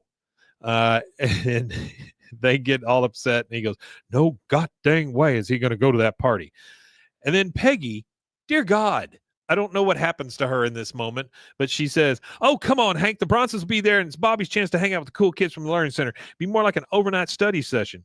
And then she says something like, "We hate you." Oh, it's next. Bobby says, "Oh, nice one, Mom." Hank says, "No," and they're both really disgusted. And this is the thing with Peggy. She goes, "Did you even see how cool those other parents were, huh? They look like Chandler and Monica. And look at us, Andy Griffith and Aunt freaking B. It's all your fault. I cannot believe you're not letting him go. We never get to have any fun when you're around. We hate you." And then Bobby says, "Yeah, what the hell happened to this woman all of a sudden?" Yeah, I don't know. I think it's God funny. almighty. They mentioned Chandler and Monica. You never let us do anything. We hate you. But why would they say Andy Griffith and Aunt B? They weren't in a relationship. That was his aunt. No, she's just saying that it's old timey. That's all she's saying. Andy Griffith, he was a bachelor, man. He dated multiple women throughout that show. I'm pretty sure. I'm a big Andy Griffith fan. Well, I know one drunk. We're back at the Hill House. I Bobby always wondered what happened to Opie's mom. Do they ever mention? I mean, I don't know. Are you a big Andy Griffith fan? Did you ever watch a lot of it? I watched a crap ton of it, but I just can't remember them ever mentioning mentioning really know Opie's what happened mom. Yeah, I don't know what happened to Andy Griffith's I think she wife probably died at Opie's childbirth. mom. I think it's probably Maybe. they had a real high mortality rate for women at birth at that time in history, in American history. So Bobby's on the phone and he says, "Happy birthday, Jordan. I'm sorry I can't come to your party, but you know how it is with parents. Oh, wait, you don't, because yours are fun. Bye." And I mean, he's all sad. Hank comes in and goes, "Yeah, I treat you so bad with all the food I give you and the roof I put over your head so nicely." But and he walks off. Peggy is an ass. Okay, because she responds to this by talking to Bobby and telling him, "I wish I could drive you, Bobby, but you know, you really don't need anyone to drive you since it's only 4 stops on the number 2 bus, which leaves at 7:12, 7:18, and 7:40. Bitch, stop putting thoughts in my kid's head. I think you're his mother. I think she's doing it on purpose, though. Obviously, doing it on purpose. You're his mother, and you just told him to go take a damn Greyhound to these people's house. Good God. All right, now we're at the sleepover. They're all putting out their pallets. You know, it's where you put your little blanket down, you put your pillow down, and you get ready to sleep in a line or whatever. Jordan comes over and she puts her pillow down right by Bobby and kind of waves at him, all cutesy. And Bobby goes, "Oh, wait, boys and girls are sleeping in the same room." I mean, he did not know this. He didn't. He's not prepared for this. We never had those. We hear it exist when I was a kid. No, I didn't. I never went to one of those. You hear a doorbell. They open the door, and it's Serena and her mother and Tad, I guess. I don't know. And she says, "Oh, you got the little blue ones? I love those." And then you hear Connie. She goes, "Oh, man, it's Serena Shaw from Frontier." Serena comes over and goes, "Hey, Connie, nice necklace." And it doesn't sound sincere at all. Not at all. Connie says, "Wow, okay, thanks. You can have it." I mean, she's just so impressed that this girl even talked to her. And then she turns to Bobby Hill and goes, "And you are?" He goes, "Bobby Hill." She goes, "Oh, Jordan's new friend. Well, I'll make sure you and Jordan have a lot of fun tonight." Well, she's tickling Bobby on the chin. Number one, put your hand down, because get your hand off of me. And number two, what? It's not your job to make sure we have fun. But whatever, you self-centered turd. Artie said, Peggy won't go against Hank forbidding Bobby going to the party, but she aids and abets Bobby sneaking out. Hashtag shitty Peggy. Hashtag shitty Peggy, indeed. Okay. So she says, "Well, I'll make sure you have a lot of fun tonight." Bobby responds to this with, "I'm a good kid." I mean, Bobby is such a cool kid because he wants all these things, but he knows his limits. He knows he can't do some of these things. No, he definitely knows. Absolutely knows this. Okay, so now the parents, Mirrors is and Mr. Whatever their names are, they say, "Okay, we're off to the movies. Don't worry, we'll be back late." And then Mr. says, "We'll make sure to honk so we don't interrupt anything." That's how, like, you're telling these kids to have sex? Is that what you're doing? I don't know if he's saying that outright, but this is how you end up with 14-year-olds with babies. No kidding. You know, that might be why Texas has the highest rates of teen pregnancy in the country. Well, there's several factors there, but yeah. Serena says, "Oh, you're the coolest, McBee," and then they leave. She turns to the crowd of kids, because Serena apparently is running this thing now. She goes, "Okay, the game is called 7 Minutes in Heaven. The closet will be heaven. I will be God. Someone grab a timer." Bobby looks out the window at the parents leaving in their this had to be when the Volkswagen Bugs became a thing again. You know, when they remodeled them It was and the reintroduced them and 2000s. stuff. Yeah, they were huge. Because these people are in a Bug, and I'm sure that's because it was trendy. And he goes, he's just saying this to himself, looking out the window. He's like, "My God, they're really leaving." And then he opens the front door as they start driving down the street, and he goes, "Is there a phone number where we can reach you?" I mean, he's That's a he's great so joke. Yeah, I worried like about that. this. And that is the second commercial break. We'll take that, and we'll be right back. there. It is.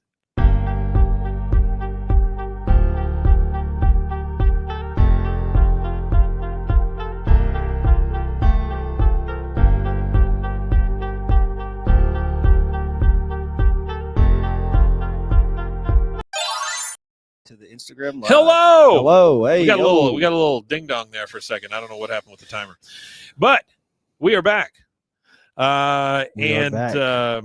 We are still at the slumber party with the kids, the boys and the girls, and all the peoples. I'm not gonna say it. All right. Number one, we see. I'm sorry, we're not there yet. Well, first, we see Peggy. She's coming out the door and she looks over and she sees this reminds me of those videos you see on like TikTok or whatever, where there's somebody standing there and they look over here and they show a clip of people working weird or something, and then they look over here and they see another clip of people working weird or something, and that's the whole thing. Not to interrupt you, but you're fine. I remember how we're doing our own little deals in the cuts, like we're doing the beer commercial thing. Yeah. You wanted me to go through Walmart and do some footage. Yeah. I did something even better than that. I was looking through YouTube, and YouTube has a bunch of stock footage from the 90s of people walking through grocery stores. And I thought that would be more apropos than me walking through Walmart. Sure. There's not a lot of branding badging back in that era, I guess. It's kind of weird because some of these grocery store footages, I only know what grocery store it is because I've been inside of some of these grocery stores. Yeah. But other than that, there's not like a bunch of like signage and stuff. Because I tried to do it at Walmart. I went to Walmart yesterday, matter of fact. And when I was walking through, I was like, it's impossible it's everywhere for me to do this and it not be like Walmart. So Peggy walks out and she looks over to one side and she sees Con digging. He's got his shirt off. He's all muscly. Min brings him a beer, and she looks over the other side. You see Dale and Nancy watching him. Dale bends over, and you see his pink thong he has on. Then she looks out in front, and she sees Hank on his riding lawnmower in that big-ass straw hat. She's very disappointed. So she keeps thinking about this ranking shit. So that's in her head. Now, second, we're back at the party, and one of the kids, or Connie, says, how long have they been in there? They're all staring at this closet because they're playing 7 Minutes in Heaven. Jordan with the timer says 4 minutes. Bobby, of course, is like, I hope they have enough air. It's a closet, Bobby. It's not a hermetically sealed vault. Yeah. And then Carl Peters, who's there, says, I don't hear the sounds of ecstasy. And then another boy next to him says, dude, lick your hand and spank her. Lick your hand and spank her? Whoa. I don't get that. They got a little crazy with that one. That one was a little wild. Well, no, because it's like a wet hand hurts worse. Like, you know, like if you slap somebody while your hand's wet or pop them with a wet towel. I've never heard of licking your hand and spanking somebody. I've never heard of licking your hand and spanking anybody. That's some kinky shit. Bobby says, do you have enough air? I mean, he's really worried that these people are going to die in this closet. The door opens. Serena comes out. And we see Dooley standing there in nothing but a fur coat. And he goes, I want to go home. I mean, he's just like, I want to go home. Here you go. Luke said Walmart 90s smiley face or the quarter zip starter jackets. Quarter zip starter jacket. I do miss those starter jackets. I was actually looking at retro ones because I was looking for my brother's a huge Broncos fan, and of course they've been around a long time. So I was trying to find him one of them old starter jackets, and I went on eBay, and man, there is tons of that stuff. All that old sports memorabilia. Rainbow parties. I don't remember rainbow parties. We never participated in that. Parties. We did have I did grow up in the era where people would grab a bunch of prescription drugs from their parents and dump them in a bowl. I did grow up in that era. That was a wild era. So Serena turns to the rest of the crowd and she goes, all right, who's next? Who's ready for some contact? Then she pulls a name from, I guess, a hat. I don't know. It seemed like it was something cloth. She looks at it and she goes, "Oh, interesting. The birthday girl. Looks like Jordan is getting her first birthday present from Bobby Hill." Bobby Hill. Ready for the mojo. Jordan, who's not prepared for this either, she says, "Bobby and I just met each other. If we move too fast, isn't it going to ruin it? I mean, we haven't even talked online yet. I like him. At least I think I like him. I know he can freak and he likes ice cream. I don't know if that's enough." And then Serena's like, "Okay, well, you got 7 minutes to get to know him." And they pushes them into the closet and sets the timer. Back at the Hill house, Hank is inside now. I guess he's finished mowing. He does not know that Bobby's gone.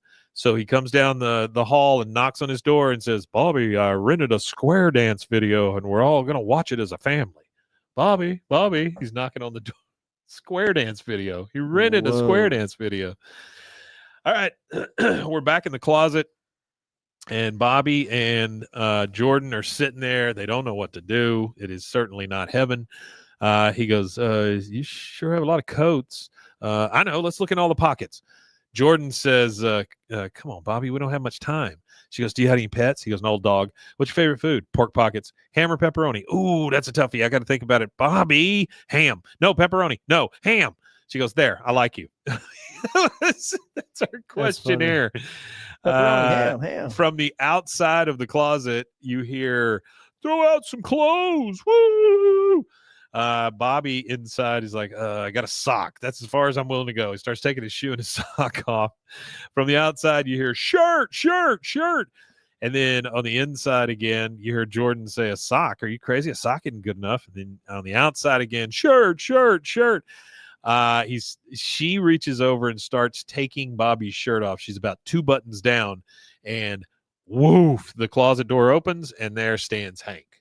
Right? Yep, there he is. And that's gotta be like the most gut-wrenching thing to see when you come walking up out of a closet that you're not even supposed to be in a place you're not even supposed to be at. But Bobby looks at it and goes, "Oh, thank God." I mean, he's just like, thank God relieved. I didn't have to do anything. Yeah, he's definitely generally you would be mortified as a parent or as a teenager. I would have been mortified to see my parent on the other side of that wall. But Bobby, being in an awkward situation, he's just like, "Oh my God, that's awesome." So he pulls him, Dad, for showing pulls him out of the closet. And he goes, "You are busted, mister." And then the crowd goes, "Oh." He goes, "I don't know what you're wooing for. You're all busted. Where are the Bronsons?" And Serena says, "They went to the movies." He goes, "When did your parents say they were going to be back?" Jordan says, 45 minutes. He goes, "You got a game shelf?" So he's going to figure out a way to stick around so that he can talk to these parents and tell them what they did wrong. Later, we see him trying to play pin the tail on the donkey. He says, "While we're waiting for your parents to get here, we're going to play a little game I used to play when I was your age," and shows them pin the tail on the donkey. Serena, of course, being too cool for school, says, "No way am I playing pin the tail on the donkey. This is the saddest party I've ever been to." And then he says, "Well, I think we have our first contestant," and he's kind of turning the tables on her. You know? He is. They start putting a blindfold on her, and she goes, "Hey, no, what are you doing? What are you doing? Wait." And then she's like, "Oh, wait, where are you guys?" Like they spun her around. You know, she's dizzy. She's supposed to play the thing. Men, Nancy and Joseph with Connie come walking out of the party. This is a little later. Peggy is in the truck, and she's overhearing the things that they're saying. She goes, "I can't believe Hank Hill is so uptight. He ruined little girl's birthday party." Peggy's like, "Oh, God. You know, this sucks because my husband's already on the bottom tier." Yeah, that's what I'm saying. The argument about the sexiest whatever, and he just completely ruins it for himself. He does, but Connie says, "Thank God he showed up when he did, or I might be stuck in the closet right now getting felt up by Clark Peters," which she got a good point. She has a great point. Luke had a good point, too. Although Peggy helped Bobby, you know, she kind of that's what she does. She throws his ass underneath the bus. She throws everybody under the bus. It's all about Peggy. If it takes the heat off of her, we would all be underneath the bus. Every single time. Yeah. So men respond to that. "What? Little booger nose creep. So Hank really came in here and took control, huh? He crack a whip." And then Nancy says, "He really is sort of sweet with the kids, just like a big old gummy bear." Then men, she's like, "All right, I'm coming around. Hank Hill pretty sexy." And you see Peggy, and she smiles. And she goes, "Yeah, but not as sexy as Boomhauer." And then you hear Nancy, "That Boomhauer." I guess you're right. I always find that funny. They all put Boomhauer at the top. Boomhauer. Out of the four dudes in he's the con, guy. Boomhauer's at the top. Now we're back at the Mennonite Ranch. The McBees are with them, and he's like, "How much longer do we have this day?" Like, he's such a child. Hank says, "We can leave as soon as the blacksmith finishes my belt buckle." And then we go over and we see Bobby and Jordan standing there watching. And he goes, "So in the closet, I was going to kiss you, but obviously my dang dad came in and put a damper on my situation. So I'm just," and then she just reaches over and kisses him right on the cheek. Right on the cheek. Hank sees it and he goes, none of that. He goes, "Yes, sir." And then they kind of start holding hands. And he goes, nope, none of that. I guess that's okay. And so he lets them hold hands. And then a Mennonite man walks up and just says, "Animals!" Like, he's just so disgusted that they're by them holding hands. Yeah. And that is it, guys. That is the end of season 7, episode 1. But not the end of the live stream, so don't go anywhere. We got more entitled for you. "Get Your Freak Off." Yeah, get your freak after on. the credits, we do hear Hank say, "Hey, that's Todd." So I love that. I love that. Yes, Bobby does say situation. You got that right. Yeah, pronunciation. All right, tell them where they can find us and all the things. Yeah, you could find us at BWAAAKOTH. In most places, we're on Scoops. If anybody doesn't know who Scoops is in the top 10 entertainment apps right now on YouTube. So I've been posting to Scoops as well as Blue Sky. We're on Blue Sky. We're on Twitter. We're on Instagram. Blue Sky's a butterfly. You can find us at BWAAAKOTH in all of those places. It should be pretty easy to find us. We're the only ones that are BWAAAKOTH. You could also email us at BWAAAKOTH@gmail.com. And also in the link description on this YouTube video, there will be a link to my GoFundMe. We are still trying to crowdsource my citizenship documents. So if you guys want to be a part of my journey to become a citizenship, it is now a journey that is 13 years in the making. So if you want to participate in that, I'd appreciate it if you could donate some money. If not, just share it with people, and that's enough for me. Again, thank you all for continuing to listen to me and Mike. Thank you for supporting us in this journey to citizenship, and thank you for supporting our journey in podcasting. We appreciate you guys. Thanks for being here, guys. We do really appreciate it. Hey, I want to say thank you to everybody for just continually coming back. We had a lot of people stick around today, and thank you very much for that. Yeah, we're not going anywhere. We love you guys. We'll still be here. And just the support is so great. If you get a chance, check out some of our other shows at roguemedianetwork.com, or you can go to sports.roguemedianetwork.com. Pumping out a lot of sports content. We've got some exciting stuff coming in the first of the year. Lots more live content, lots more situations and things that we're going to be running through this place. It's an exciting time here. It seems like every time we turn around, we got something new. So just keep an eye on it for us, if you would. Let me, for the first time, let me talk about one thing that's happening in March of 2025. Yeah. It is the block party here in town. Yep. We're shutting down, I think, 3 blocks this time. Oh, wow. The city's going to let y'all shut down 3 blocks of streets? We're going to do a battle of the bands out in the middle of the street. We'll have vendors, we'll have food trucks, all this kind of stuff, a car show, all kinds of things. Like, it'll be fun. Last time we did it, thousands of people in the street, because we leave it as a community free event. We get sponsors for it rather than asking you to pay at the door. So if you're in Waco and you want to come through here, or you're around here, what are we doing for that? It is March 1st. Now, the second night is March 2nd. That's how they do it on the calendar. Yeah. The second night, we are having the first ever Texas Creator Awards show. Oh, wow. This will be over at the Hippodrome. Okay. I believe December 2nd, we start nominations for things. All right. You can nominate anybody you want that creates stuff in Texas. So, and we're talking mostly digital things. So like YouTube, TikTok, podcasts, short movies, stories, whatever, right? You can nominate all these people, and we'll end up having, I don't know, 20, 25 categories of things that will get awards. You go and you nominate, and then we stop the nomination at a certain point, and we turn on actual voting for the ones that got the most nominations. So it's kind of a double-tiered process. Okay. But on the 2nd, if you cannot make it here to Waco, we will be streaming that event live. So we'll have some of our musicians playing. We may have a stage reading of our first original IP, and that is called Hellhound Country, written by a great writer out of Austin. Professional voiceover people came in and did all the voices. Everybody got paid. It's like an actual production, and that will come out, we hope, before the end of the year. Awesome. That sounds cool. Yeah, it's 10 episodes, easy listen. It's probably 20-30 minutes a pop. A little sci-fi kind of thing, but don't think spaceships, think more like creatures.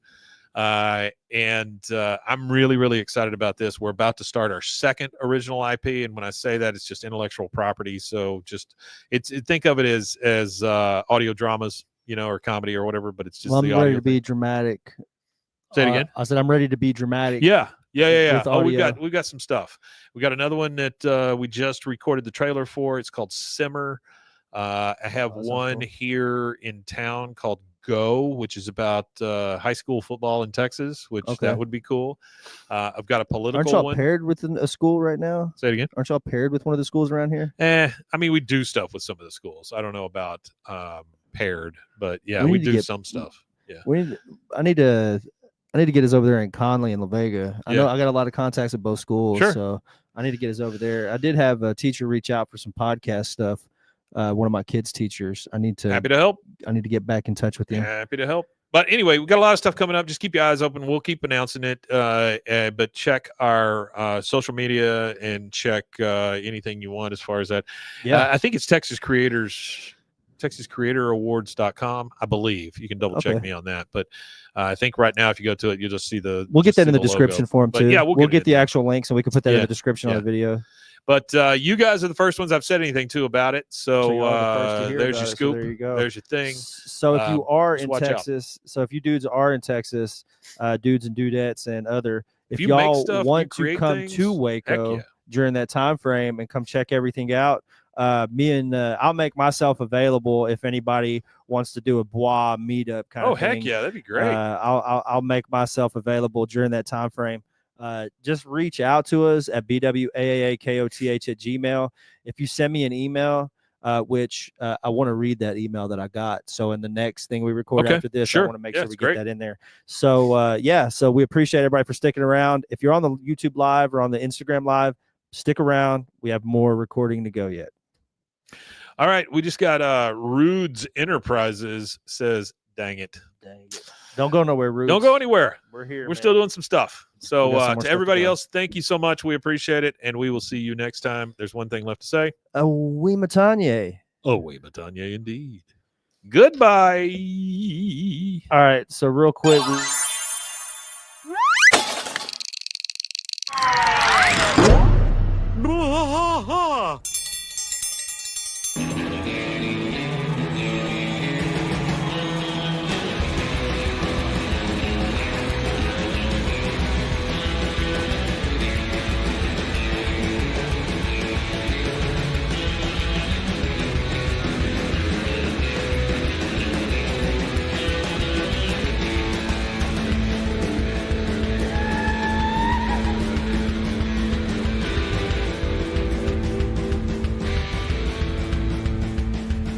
Bwaaa trash fight all through the night. Deep in the heart of Texas, the trailer park is nice and dark.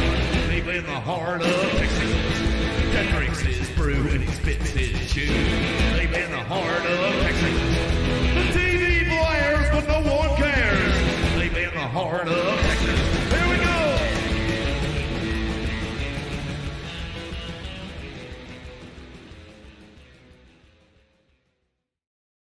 Happy B-Day. Hey there. How are you? Welcome to Bwaaa. Welcome to Bwaaa, everybody. King of the Hill podcast. I'm Mike. And I'm Rusty. He is Rusty. Happy birthday, Artie, by the way. Happy birthday, Artie. Yeah. So we I messed guess all these things up, but still happy birthday to Artie. I guess this will be everybody will be listening to this on Thanksgiving. This will be our Thursday Thanksgiving thing. Instead of having a Friday, we'll go ahead and give this to you guys on Thursday, since Thursday's Thanksgiving, gives you something to listen to instead of listening to your mom bitch at you. Yeah. So happy Thanksgiving to everybody. Happy Turkey Day. Happy Turkey Day. We My mother's appreciate everybody. birthday is the day before Thanksgiving. It's on the 26th. Yeah. My parents. So I bought her a pullover at Cracker Barrel yesterday. Okay. My parents' 34th wedding anniversary today. Really? How many? 34. Wow. Yeah, 34. I think they were parents have been married after I was years. born. They were together. They got together at 27, had me at 30, and then they didn't get married until November of that year. I was born in August, and then they got married in November. Oh, so wow. I was a participant. I'm the bastard love child of my parents. So hey, so what? Tell me what we're doing on this one. Okay, we're gonna discuss a couple of the Thanksgiving episodes. If you want to look it up, it's Paste Magazine is the article. It's called Hanksgiving.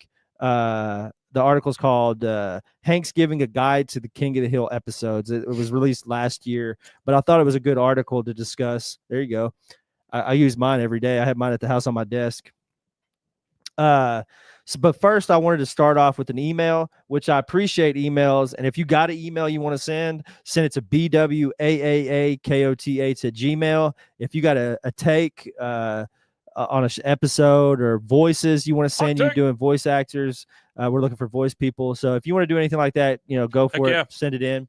So to jump into this email, it comes from James Nora, and it's discussing the revival and the faith in the revival. Okay. And it's pretty red-pilled. So I have zero faith in the revival. Zero. For many reasons. The number one worst offender being that modern Hollywood's candidate lost to Trump again by a landslide.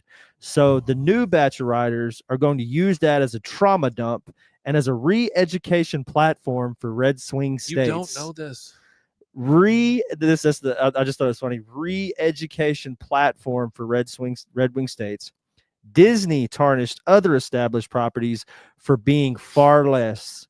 A show like KOTH with its setting and primary characters are everything the new guard hate in white guilt Western entertainment. And that's why I think it's a tone deaf. I think it's such a tone deaf email. Peggy and Hank will be lucky not to be divorced. Nancy and John Corn will be painted as in the right and continue the affair to stick it to Dale because he's a cap-wearing redneck and Nuance is dead in the Northern Hemisphere. And Connie will likely date Emily because it checks off boxes. I got this at 11:39 a.m. 2 days ago. I was thinking that somebody might have been a little tipsy at 11 a.m. But I think I like emails. I appreciate the email, and I'm not trying to rag on the writer of the email. But if you have ever watched even just one full season of King of the Hill, you would realize how just the episode we just recorded is an example of the tone deafness in it, where Hank is listening to the music and they do it just I don't think that the primary characters are anything that anybody hates. I don't think that Nancy and John Redcorn are going to be continuing an affair. Nope. And I don't think it was ever in the right. Everybody always talks about it in a negative connotation. Yep. Nobody says, "Hey, go John Redcorn, you're banging Nancy." Like nobody's cheering it on or nothing like that. But I do appreciate the email, and if you want to respond back to us with another email, I would love a follow-up email. That'd be awesome. Here's the thing. We appreciate anybody that connects with us. Free speech is great. Oh yeah, we love free speech. Just remember, free speech is not free to say whatever you want with zero consequences. Oh no, we'll talk about I love emails and I love having interacting with you zero guys. faith in this seems like an overreaction to something that hasn't even happened yet. Well, not only is it an overreaction, Disney does people think Disney owns the ride out. No, Disney owns Fox. Fox doesn't necessarily own King of the Hill in the same way that all the other Disney properties are. So if we know Mike Judge is a person, if you break down Mike Judge is doesn't bend, break, or fold. He creates what he wants to create. And I think if he can't control everything the way he wants it, I don't think that Mike Judge would be doing the show. I don't think that Mike Judge is somebody who has to be manipulated with the dollar bills. I don't think Mike He's Judge made has to plenty of do fucking this money. at all. He doesn't. And so to He's come made into plenty it of fucking saying money. that He doesn't they're need going to do something for money. yeah, to come into it to say he's going to change what he did to any of these people, it's insane to think that, especially when it hasn't happened yet.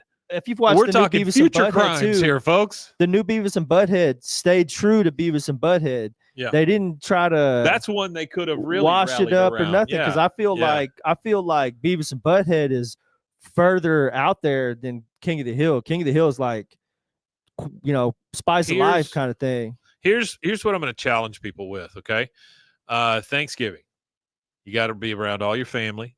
It can be a good thing.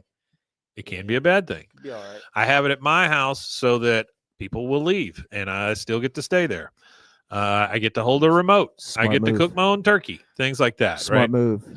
I'm not there yet, but I'm almost get it. there. Yeah, I'm almost yeah. to the point to where, like, we're looking at houses now. So Oh, cool. as soon as we get into one and we're at that, Yeah. I've told her there's no more going to this person or this person or this person or this Here's person. how you frame it. We're going to Rusty. host Thanksgiving here.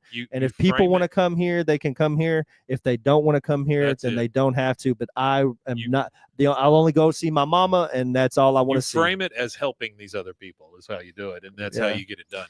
But yeah, we'll take care of it. Oh, you know what? We'll just you ain't got to worry about Yeah, cooking. that's it. Well, that's You the got it. thing is my wife is an amazing cook, and she's the only good cook in her family. Yeah. And I don't care if her family listens to this and hears this, but all the food you can't boil water. all the food I eat at any of her family's houses sucks. Both sides of her family. Jesus. The food sucks. We went to Thanksgiving at her I aunt's hope it house. doesn't. It was all box dinners, and Yeah. I'm used to my mom's cooking right now, Oh. desserts and getting desserts ready for Thanksgiving. My and wife it's Sunday. is my wife. She is she's an amazing cook, and she loves to do it. And Yeah, that, no, and it that's shows. how mine You is know, too, that yeah. shows well in my wife's line and in her cooking. I mean, she's an amazing cook and an amazing woman. But here's the challenge to you guys, right? Don't talk politics. Okay, just don't bring it up. And if somebody else brings it up, Said just you say, so. "Hey, listen, how about them Cowboys?" Or say, that something- might even be more You can- contentious than I don't politics care. right now. I don't care. Just Goddamn make Cowboys. it a holiday. If you want to get into an argument on Christmas, I don't care. But Thanksgiving is supposed to be you relishing the things that are around you and you looking at your situation and going, I do have a lot to give thanks for. And I'm not talking about, you don't have to give it to a God. You can give it to a chair if you want, as far as the thanks go. But what I'm saying is, leave Thanksgiving for Thanksgiving's sake. Yeah, right? leave Thanksgiving for Thanksgiving's sake. Absolutely. Don't bring politics into it, please. This is a Waco High Lions hat, by the way. It's not a red hat. It's not a Detroit Lions hat now. It has nothing to do with politics. It's about local football. So the local football big deal. team uses the There you go. Detroit Lions. I was in a box. How about them Bengals? Yep, Yeah, you how got about it. those I don't Bengals, care man? what else you say. Just get out of the politics situation. How about those Titans? You don't have to right worry now? about it. 17-7 I don't care. against the Texans. I don't care about Titans, but I will talk to people about it. Yeah. I was invited by the Colts guys, the guys who do All In Colts with us, to be on the show when Titans play the Colts next. And I said, well, I'm going to talk bad about them. He goes, well, that's even better. So, that's great. Even better. There you go. I'll do that. But again, that's the kind of stuff you can have a Redskins fan and a Cowboys fan and a Steelers fan all in the same room. You cannot have a red state versus a blue state conversation in the same room. No, it's not going to end well. Please leave it at the door. Be the adult and get out of that conversation. Please. Leave it at the door. Because you know what you can. I'll tell you right now. My dad is one of those guys. He's one of those red hat guys. And he brings that shit into my house. That shit is leaving my house. We're going to shut that down real quick. Yeah, I don't want to hear about none of it. It's Thanksgiving. I want to just, don't care. You know what you guys should discuss at Thanksgiving? What me and Mike are about to discuss real Planes, fast. trains, and automobiles. That's what you ought to discuss. You should discuss the Thanksgiving episodes of King of the Hill. So the first one, I'm not going to read the entire article, but we'll touch on a couple of them here. So 9 Pretty Darn Angry Men is the first one, and that's season 3. Thanksgiving is more of like a backdrop in this than like the actual hardline point, but it's the episode where you've got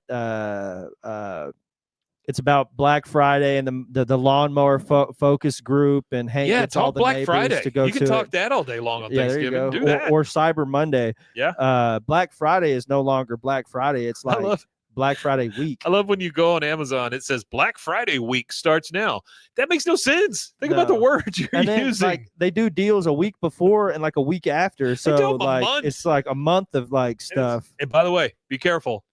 The shit they sell you on Roll Tide, says Rusty Shackelford. Roll Tide. Whatever. I don't care, man. Just I don't anything give but a politics. piss about nothing but the Tide. Have you ever seen that? That guy? No. It's some TikTok guy or whatever that people discovered and went viral, and he's just like this barefoot, like older dude in his 60s in Alabama, and he just gets drunk and roots for Alabama with bare feet, but he goes, I don't give a piss about nothing but the Tide. It's funny. Okay, let me talk about one thing. Yeah, since you said Roll Tide, one of the commercials I absolutely hate on television right now is the one where it says, make sure to check your whatever, your fandom before you go. Yeah. And then there's that guy standing by the bus going, high tide, high tide. He's got a hat that's still got a tag on it and all this stuff. So, you know, he's a brand new fan and he's getting the saying Roll Tide wrong. Oh, yeah. I'm here to tell you right now, you do that in Rusty Shackelford in the chat here. You can back me up. Maybe I'm wrong, but if you do that around a bunch of Alabama fans, that probably would be excited. Number one, you're getting punched.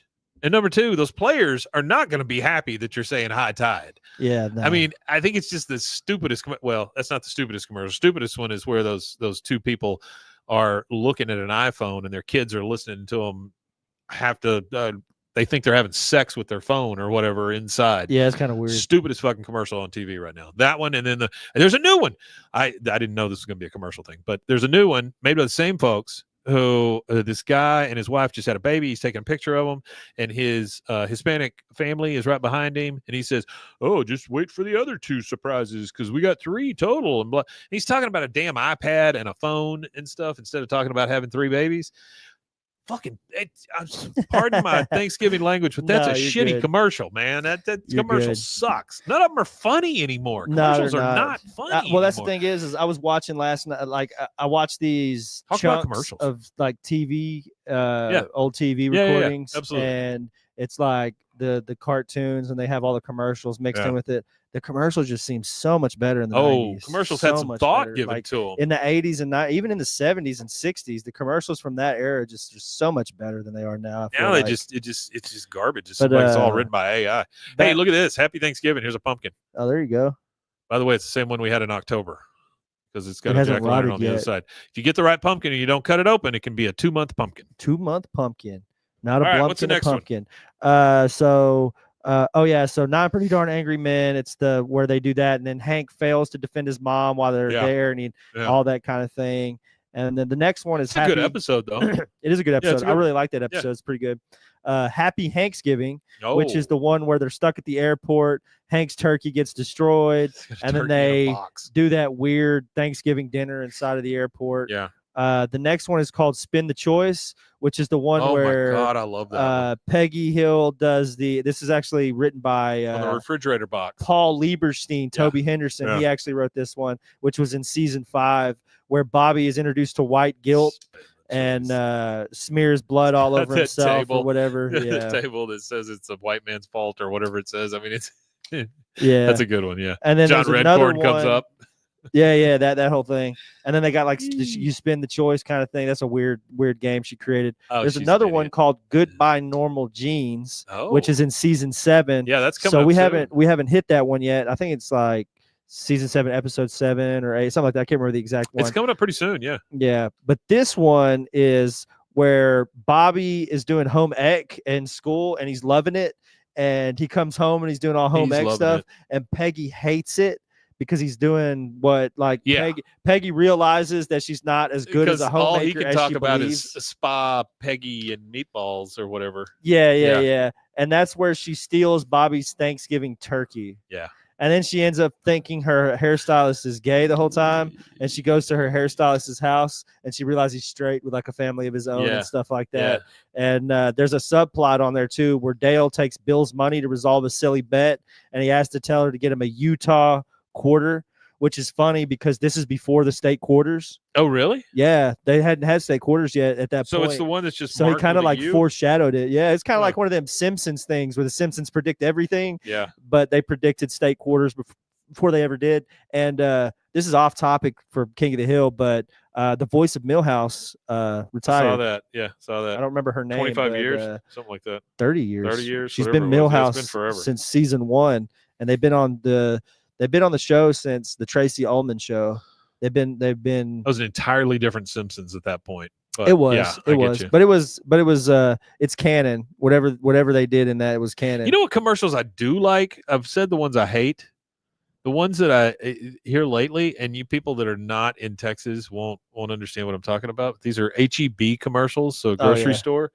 But it's not the regular HEB commercials. It's not the ones starring the San Antonio Spurs or anything. It's the one with this little woman in a cowboy hat. She's all dressed up like a fancy like if you went dancing, like cowboy dancing or whatever, two-stepping or something. Melody dressed Ranch. up like that. Yeah. She's got the cowboy shirt on and everything. And then somebody starts talking about food. And she just starts naming off all these foods that HEB has. And it's just weird because she like pops up in all these weird angles and places. I like those because I think they're inventive. I think they're different than other things. It's not Gronk telling Sam Elliott that he really wants to use his connection to get a freaking credit card. That is garbage. Garbage. All right, what's next? It is garbage. No, that's it. That's our Thanksgiving episode. Oh wow, it's not as many as I thought. No, that was it. Well, I'm sure there's more, but that was just the article. I think there's like 5 of them in total. Which one is the Normal Gene? When is that? Season 7? Oh, that's season 7. I could look that up real fast. Goodbye. Because I'm just thinking like, it's a Thanksgiving episode, so that one's going to be episode 4. So season 7, episode 4. We just so missed it, man. We just missed it. We just barely missed it. Yeah, like if I hadn't have been sick, we probably could have knocked it out. That's all right. You get a second helping of Thanksgiving. Yeah, there you go. You'll get a second helping of Thanksgiving this year. Well, but, again, I hope that you're enjoying your time with your family. Yep. If you're not, I hope that our show alleviated some of those pains. If we didn't, I'm sorry if we caused you more pain and anguish. Then I don't know what to say about that. Turkey but dark meat. I hope the turkey was moist. It's really good. I hope the cranberry sauce wasn't from a can, and I hope your stuffing had a little bit of pork sausage in it. Yeah, good idea. I like pork sausage stuffing. That's how my mom does hers. She always makes 2 separate. Yeah. The one that ends up separate ends up being mostly just leftovers for the next day. Yeah, my wife makes at least 2 chess pies also. Which chess pies! I love a great chess pie. Yeah. She'll make one that's like a lemon chess, and then she'll make one that's a regular chess. That's awesome. And now she's gotten to the. I like my stepsons. I introduced chess pie to them. They'd never had one before we met, which I mean it's been 15 years, but still. And then wow, you and your wife have been together that long already? Yeah, it'll be 15, 16 years this next April. Yeah, wow, man, that's awesome. Yeah. The long haul. Yeah. I've always been in for the long haul, just hadn't met the right woman. You always signed up for the signed up for the show, but it never panned out. I got you. You got it. Yeah, well, I'm happy it's panning out for you. Oh, absolutely. She's the best. I've met her. She's wonderful. She's wonderful fantastic. Woman, Just don't get on her bad side. She'll take you down a peg. But she makes anyway. The kids got to where they like the chess pie, so now she just makes multiples because they'll eat the whole. They'll eat the whole thing. You gotta have multiples. Yeah. I don't know exactly what's on the dessert menu. I know there's coffee cake, tiramisu, banana pudding. I like a good fruit cake, and there's 2 others. I know people don't like fruit cake, but I like a good fruit cake. Nah, that's more of a Christmas thing for me. I don't care. I mean, I could eat it anytime, but used to work with a guy from the Bahamas, and he would make a Bahamian fruit cake every year, but it was soaked in dark rum. Like, I mean, you'd pick it up and it's dripping. I don't know if you've ever heard of it. You might know of it because you're a little older and more cultured than most people around this area. Have you ever heard of a mince pie? Oh yeah, raisins. So my mom makes mince pies sometimes too around Christmas. Yeah, it's like a mince meat is what they call it. Yeah, they're amazing. I remember one year. I can't remember. Raisins, correct?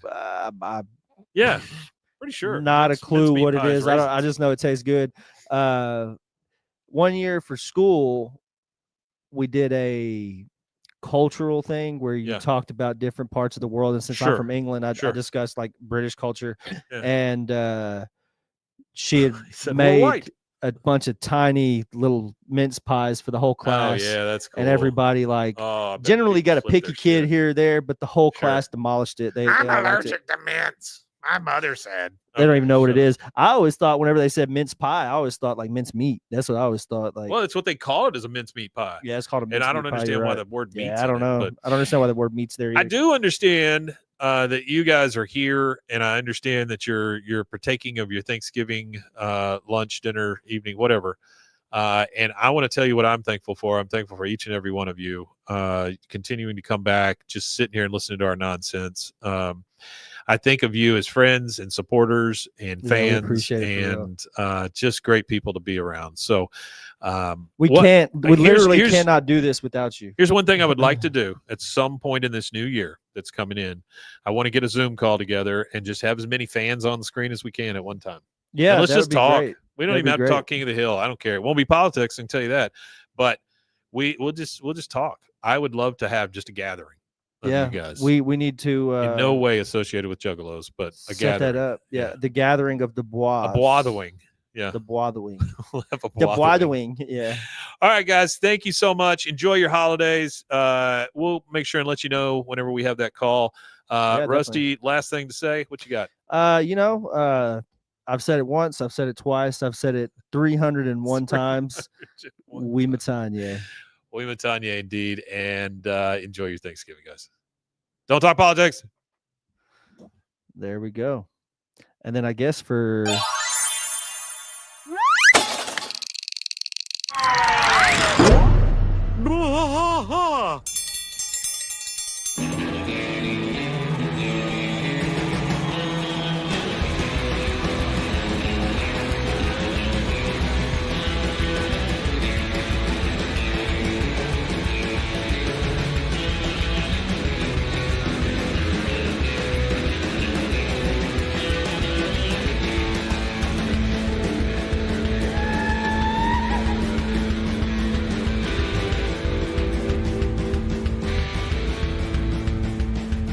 Bwaaa trash fight all through the night. Deep in the heart of Texas, the trailer park is nice and dark. Deep in the heart of Texas, that drinks his brew and he spits his chew. Deep in the heart of Texas, the TV blares but no one cares. Deep in the heart of Texas, here we go.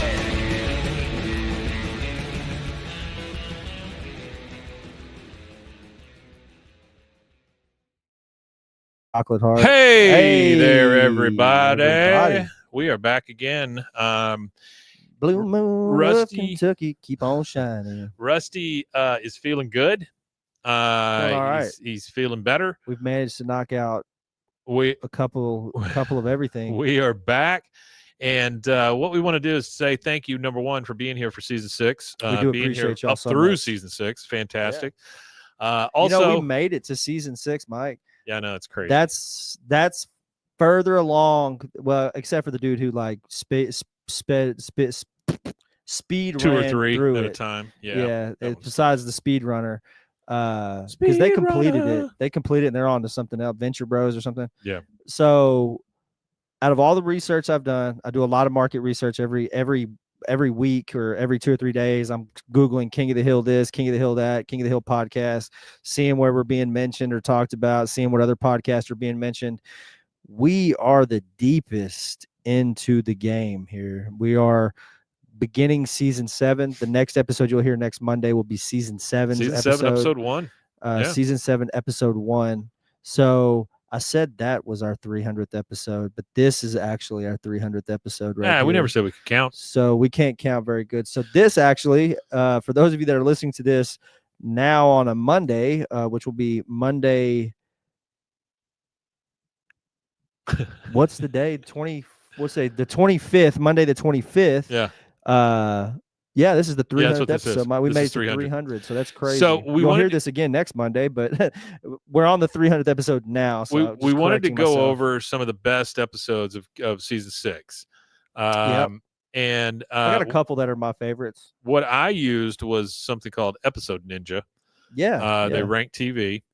And I'm going to go over a couple of them here. Number 1, they say Returning Japanese is the number 1 episode by That's rating. a good one. So it's 8.45 out of 10. I like that. It's okay. It's pretty good. I wouldn't say that's my favorite of the season, but that's a good one. No, because you start looking down this list, and you start looking at some of these episodes, and I'm like, oh shit, that was a really good one or whatever. So anyway, that's the one where they head to Japan because Cotton needs to apologize for his actions in World War II, and then he finds out he has a son, and then they leave you on a cliffhanger. Yeah. Number 2 is My Own Private Rodeo, where Dale finds out his dad's gay. Which that's a good one too. That's a great episode. It really is. Not in my top 5. Well, but here's the it's thing: still a good one. if you ever want to prove to somebody that this is not a red right-leaning show, this is the way to do it. Right. Well, there's here. another one that you could also show them too: The Father, the Son, and JC, the Jimmy Carter episode. That's true. That's true. Probably the greatest modern president. If you go back and you look at everything, that guy is going to be revered as the most truthful, most honest. Oh, he's definitely like- truthful. That's why he was only in there for 1 term. Yeah. I mean, that's because people. Anyway, We don't want. number you can't 3. handle the truth. Number 3 is season 6, episode 1. Bobby Goes Nuts. This is the one where Bobby starts kicking people in the nuts. That actually Kicks Carl Peters right in the nuts. not one of my favorite. Ooh. I like the classic lines that come from that. It's a Let good go my purse. I don't know That you. is- It and- gives you some of the most iconic. That is probably the Quotes. most iconic one, honestly, Yeah. especially for Bobby. I mean, that's definitely it. Hank one is always the one where he looks like the devil. Number 4, they say, is Dang Old Love. This is where Bill tries to get the attention of the jogger, dig some holes in the alley. She falls into him. Boomhauer ends up having sex with her and falling in love with her, and then she realizes that she's not that kind of person. Yeah. So he gets kind of put in his place, and that's He does. that's actually a really good episode too, because you meet his Meemaw and all that stuff. Yeah, I mean, He it's- learns a real lesson too. Yeah. Number 5, they say, is Returning Japanese, the second part, which it's fine. It's great. I don't know that I would put it in my top 5. And then number 6 is Bluegrass is Always Greener. So here's your Boomhauer-centric meme episode. Yep. Because he sings Blue Moon of Kentucky, keep on That's probably shining." my favorite one. Yeah. Just because of the music element. I Well, really we like music. also find Connie can play freaking bluegrass and Bobby can play a bottle. Yes. He's- yeah, they're just busking out on the street for money. Number 7, they say, is Beer and Loathing. That is where the beer runs out and Peggy goes and gets a job at Alamo and the boys drink the beer that's tainted and they Here all we throw go. up and shit everywhere and all that. I don't mean to interrupt you, but Yeah. we got some chatters going here. Go for So it. I was in a box that says my Chatterers. biggest fear is you guys finishing King of the Hill. Oh, dude, don't be scared about that because we got new stuff coming out. There's new King of the Hill stuff coming out. We hope to be some of the first people to review that show. This as it show comes will out. always be King of the Hill centric. So don't we'll worry about that. always find a way to do something and reinvent it. Oh, hell We've yeah. discussed that once we're done with this, we go back to the beginning again and we just don't touch the script. We just discuss. We just discuss the There's episodes plenty of ways to in stick to earnest. this. So We're not worried there's a about lot that. of things that we could do to reinvent. We'll the worry wheel. about that bridge when we get to it. We thought about going forward, and once we finish, going backward. Oh, No, I don't know about that. Oh, he also said my 4-year-old is in the roads. background. We don't need roads. Yeah, Where we we're don't going. need roads. My 4-year-old is in the background saying kicking people in the nuts now. Ah, There you go. sorry about that. Number 8, Well, Lupe's Revenge. My kid said, my 2-year-old said, you're pissing me off. You shouldn't say that. Don't say that, Because my 4-year-old. dog, I say that around my dog. I'll be like, man, you're just pissing me off, dude. Yeah. What is your problem today, And your buddy? kid gets back. And my kid, he was like, he now like his mom was bugging him, and he just looks How at old her. is he? And he's like 2.5. Oh, okay. His mom, he just looks straight at his mom and goes, "Mom, you're just pissing me off." That's It's pretty funny, honestly. It's hilarious, but All right, yeah. number 8 they have is Lupe's Revenge. This is where Peggy kidnaps a young Mexican girl, that's a good one. which is I like that crazy, one. That's a good but it's great for all the chickens and all the weird references and stuff. Number 9, and this is one of my favorites, is Joust Like a Woman. I'd forgotten that this one was in this season. It seems like we did it so long ago. The medieval episode with Alan Rickman. Yeah. Yeah. And then with that show being on HBO at the same time, this one really hit me hard. I haven't was watched like, that whole thing in its entirety. I watched like a little bit of it. Yeah. And the little bit I watched of it was so bizarre. I was watching it and I was forgetting that this is real. It is super weird, but it is real. It's 100% real. Number 10 they have is Soldier of Misfortune, but I'm going to go ahead and go to number 11 because I think it's better than Soldier of Misfortune, where Dale goes nuts. Yeah. And this one is Suge Knight. So this is the one where Hank is having the naked dreams and the naked Nancy and all that stuff. And then we realize, well, it was never about that. It was just the fact that he wants to have marital relations with a grill, That's really all it is. He just wants to have a grill. And then, of course, number 12, Father and Son and JC, the one that you talked about with Jimmy Carter. The Jimmy Carter episode.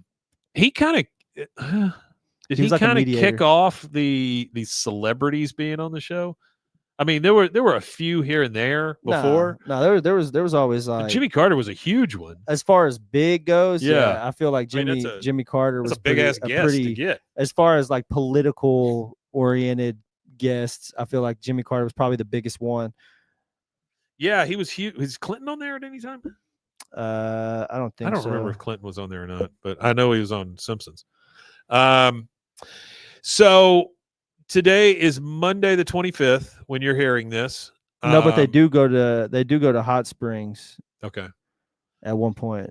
My daddy's having a heart attack. My daddy's having a heart attack. That episode. Oh, they drive through Hot Springs and it says home of Bill Clinton on the sign. That's true. And he says to roll up the windows.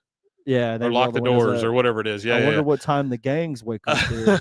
Yeah. Also, we have Thanksgiving this week.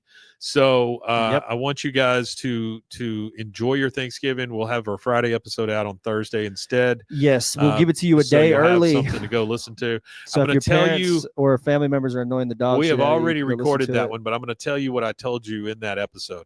Don't talk politics, okay? Just enjoy yourself, have fun, love your family, love the people you're around, whoever you've chosen to be your family, whatever. Love that. Use one day a year to not talk politics, not be disgusted by each other. Just talk, okay? Just enjoy what you have. We are all way luckier than we think we are. And so if you can, try to stay out of that realm, okay? Also, we want to tell you how thankful we are for you. You show up every Monday. You show up every Friday. You show up for the weird stuff we do. And God, I can't tell you how much I appreciate it. Yeah, no, we do. We really appreciate it. You are the greatest fans of any show. And so it's amazing that we made it to 6 seasons. And honestly, our audience just continues to grow increment by increment every month. But like you're making the show for us. Like you guys really made the show. Yeah. I mean, we can sit here and talk about King of the Hill or talk about whatever we want, but without you guys, there is no show. There's really nothing without. And so I just want to say how much I appreciate all of you and how thankful we are for you. Please just take a moment, be thankful for what you've got or what's coming your way. I can tell you that in the year 2025, we'll have a lot of new stuff coming your way. Talked on one of the episodes about maybe getting a Zoom call together with all the fans and stuff. We're not looking to make anything off of it or anything like that. We just want to show up and talk to you guys. I would love to talk to you guys and see your face. That would be fantastic. That way I know where you live. I can come get you. That's a joke. Yeah. I'm not going to come get you. But thank you so much for being here. We appreciate it. I know this is a little abbreviated this time. We're getting back into the swing of things with Rusty, hopefully being on the mend. And the holidays came real fast. And so they snuck up on us. We finished season 6, which is a huge accomplishment for any one of these King of the Hill shows. And the next thing you hear the Monday after Thanksgiving will be Cyber Monday. It'll be the King of the Hill season 7, episode 1. And we hope you enjoy it. Yeah. All right. I think that's it. What else you got to say? Thank you again. I'm just going to say thanks to everybody. You can find us at BWAAKOTH on all social medias. That's even on Scoops, which is a new video entertainment app where people post videos and stuff. You can find us on Blue Sky, Instagram, TikTok. It's hard to make fun of something everywhere. Called Blue Sky. Yeah, I've been posting everywhere. So all of the I finally got access to the clips or whatever that we have, the in-house clip maker making. So I have access to that now. So I've been posting 2 a day out of the folder of clips that they've given me access to. So yeah, go check out all those social medias. It'd be cool if you went and followed us everywhere. Subscribe to whatever you could subscribe to. Don't forget our Patreon, just a couple bucks a month. We gotta me and Mike, we're gonna reinvent the wheel and try to get some stuff actually going for that. We've had it open for a long time now and haven't really given you guys anything extra. It's just support. It's $3 a month. If you can do it, that's great. If not, but we're gonna try to get some stuff there too. We've got these scripts that Mike, all these notes and stuff, and we're thinking of slowly making those available, which will take some time to get them all up there. So it'll be like reinventing. You got it like all of them, correct? I got all of them. Yeah. So you keep them all. All right. Yep. So he does keep all of them. So we're gonna try to make all those available to you guys in the new year. I would love to just. I got a scanner at home too. So like it like with the combined effort of me scanning and you scanning. All I need a scanner with a feeder. Where you can just feed that kind of thing. I need to feed them in. Yeah. I need to see. Do they have something like that for like at a school? Anything like? Oh, I can figure it out. It'll be fine. Something like that. Yeah, I don't know. Either way, it's just going, you guys. It's going and doing it. It's just going to take a bit. And I've said it a lot, and I'm just gonna finish off with this. Wimatanye. Wimatanye indeed, and happy Thanksgiving. Happy Thanksgiving. Bye, guys. See you next time.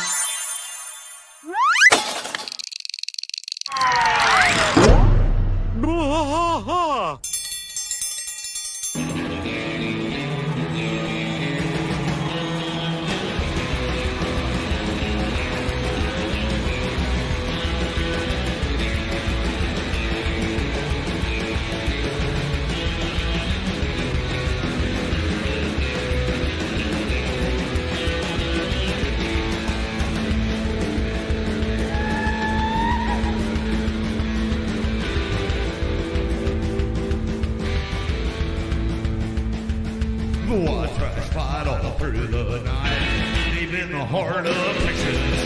The trailer park is nice and dark, deep in the heart of Texas. Cat drinks his brew and he spits his chew, deep in the heart of Texas.